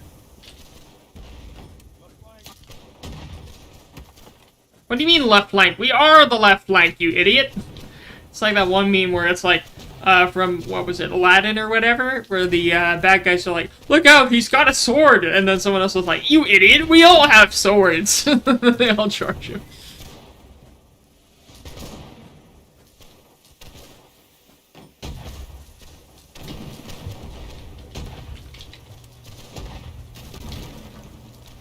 Oh, we are getting our asses handed to us. Oh, this is really bad. How did they take every single objective except for A? Oh my god. The only thing we have is the center objective. They have everything else.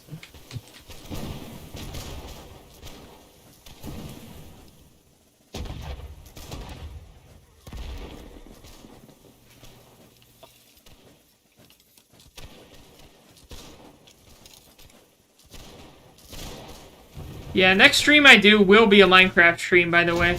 Haven't streamed that in a while, and I kind of want to, so that's what we're gonna do. Don't know when it'll be, though. May not be tomorrow, because, again, I'm going to Hallow Scream for the first time tomorrow, so probably won't be tomorrow. We'll see when it is, though. And I'm kind of busy for a lot of the rest of the weekend with family, but we'll see. I hit the environment. What? I must have hit, like, a barricade or something. If you hit a barricade, you get, like, 2 points.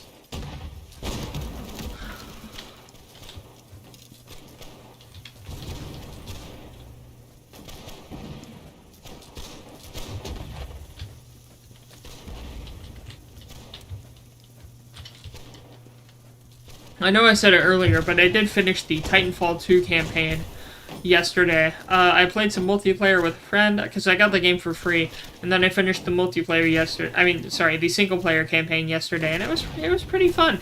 It was very short, but it was really fun, so I enjoyed it. Too bad they scrapped Titanfall 3. That would have been really cool. Because Battle Royale, yeah, sure. Sure, pal, yeah. To make a GC with all the governors? Theoretically, yeah. I don't, we do have, the Minecraft.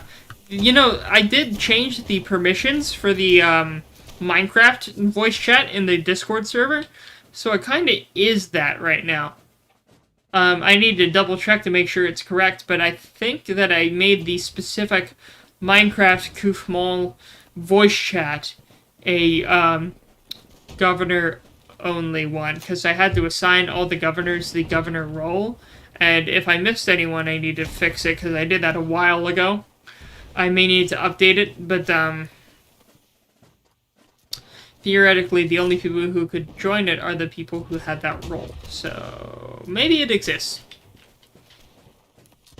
I think it exists.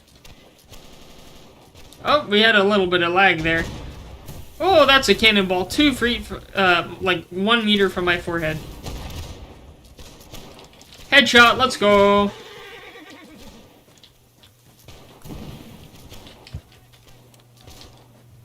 I almost had to try to stab that cavalryman, but thankfully he died before he hit the ground. But, anyways, the chat I'm talking about is the, voice server that says Koofmall on it in the, channel Discord server. Boat game? What, tonight? You want to play boat game tonight? I mean, we could try to... Oh, I killed the uncut warrior, Lamau. Yeah, I saw that guy earlier. That's definitely not a circumcision joke, but yeah. We could play the boat game sometime. I would be down to play the boat game sometime, Biggie. If we wanted to either continue our campaign or do something else. I haven't made any more new designs since we last played, but still... Oh, we're about to die.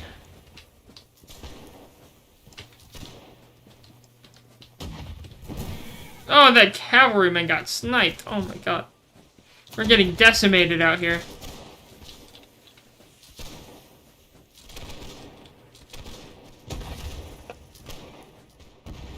Yo, Rockets, go start bombarding the beach, man. They're really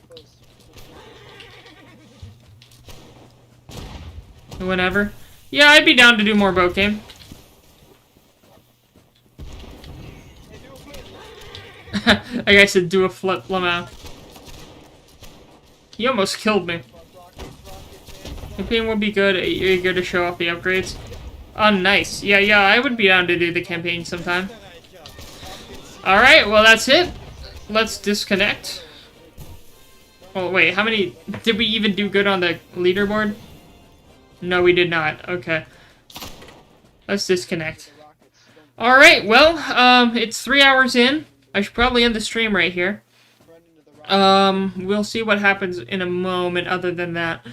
I don't know when I'm going to stream next. The next time I will stream, I will probably be playing Minecraft, so we will see what happens. But, in the meantime, I hope that everyone, has a good game, has a good night.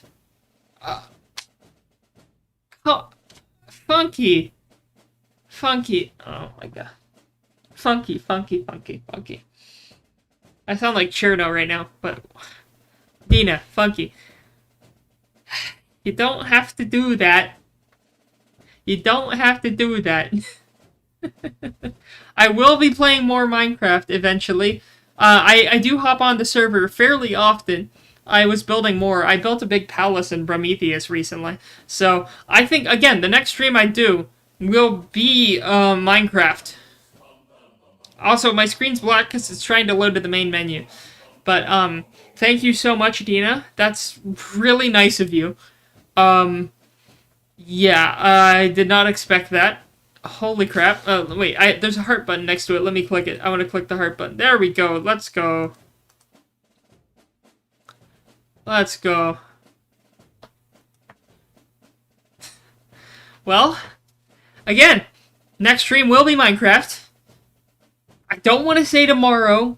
Maybe that's a big if on the maybe for tomorrow. But if not sometime this weekend. I'm hanging out with family other times this weekend, but we'll see. It depends. I want to stream at least one more day this weekend. It just depends on when I have availability. So in the meantime, I'm still going to be active in the Discord, still going to be active on the YouTube channel, may try to make a meme tomorrow morning or something.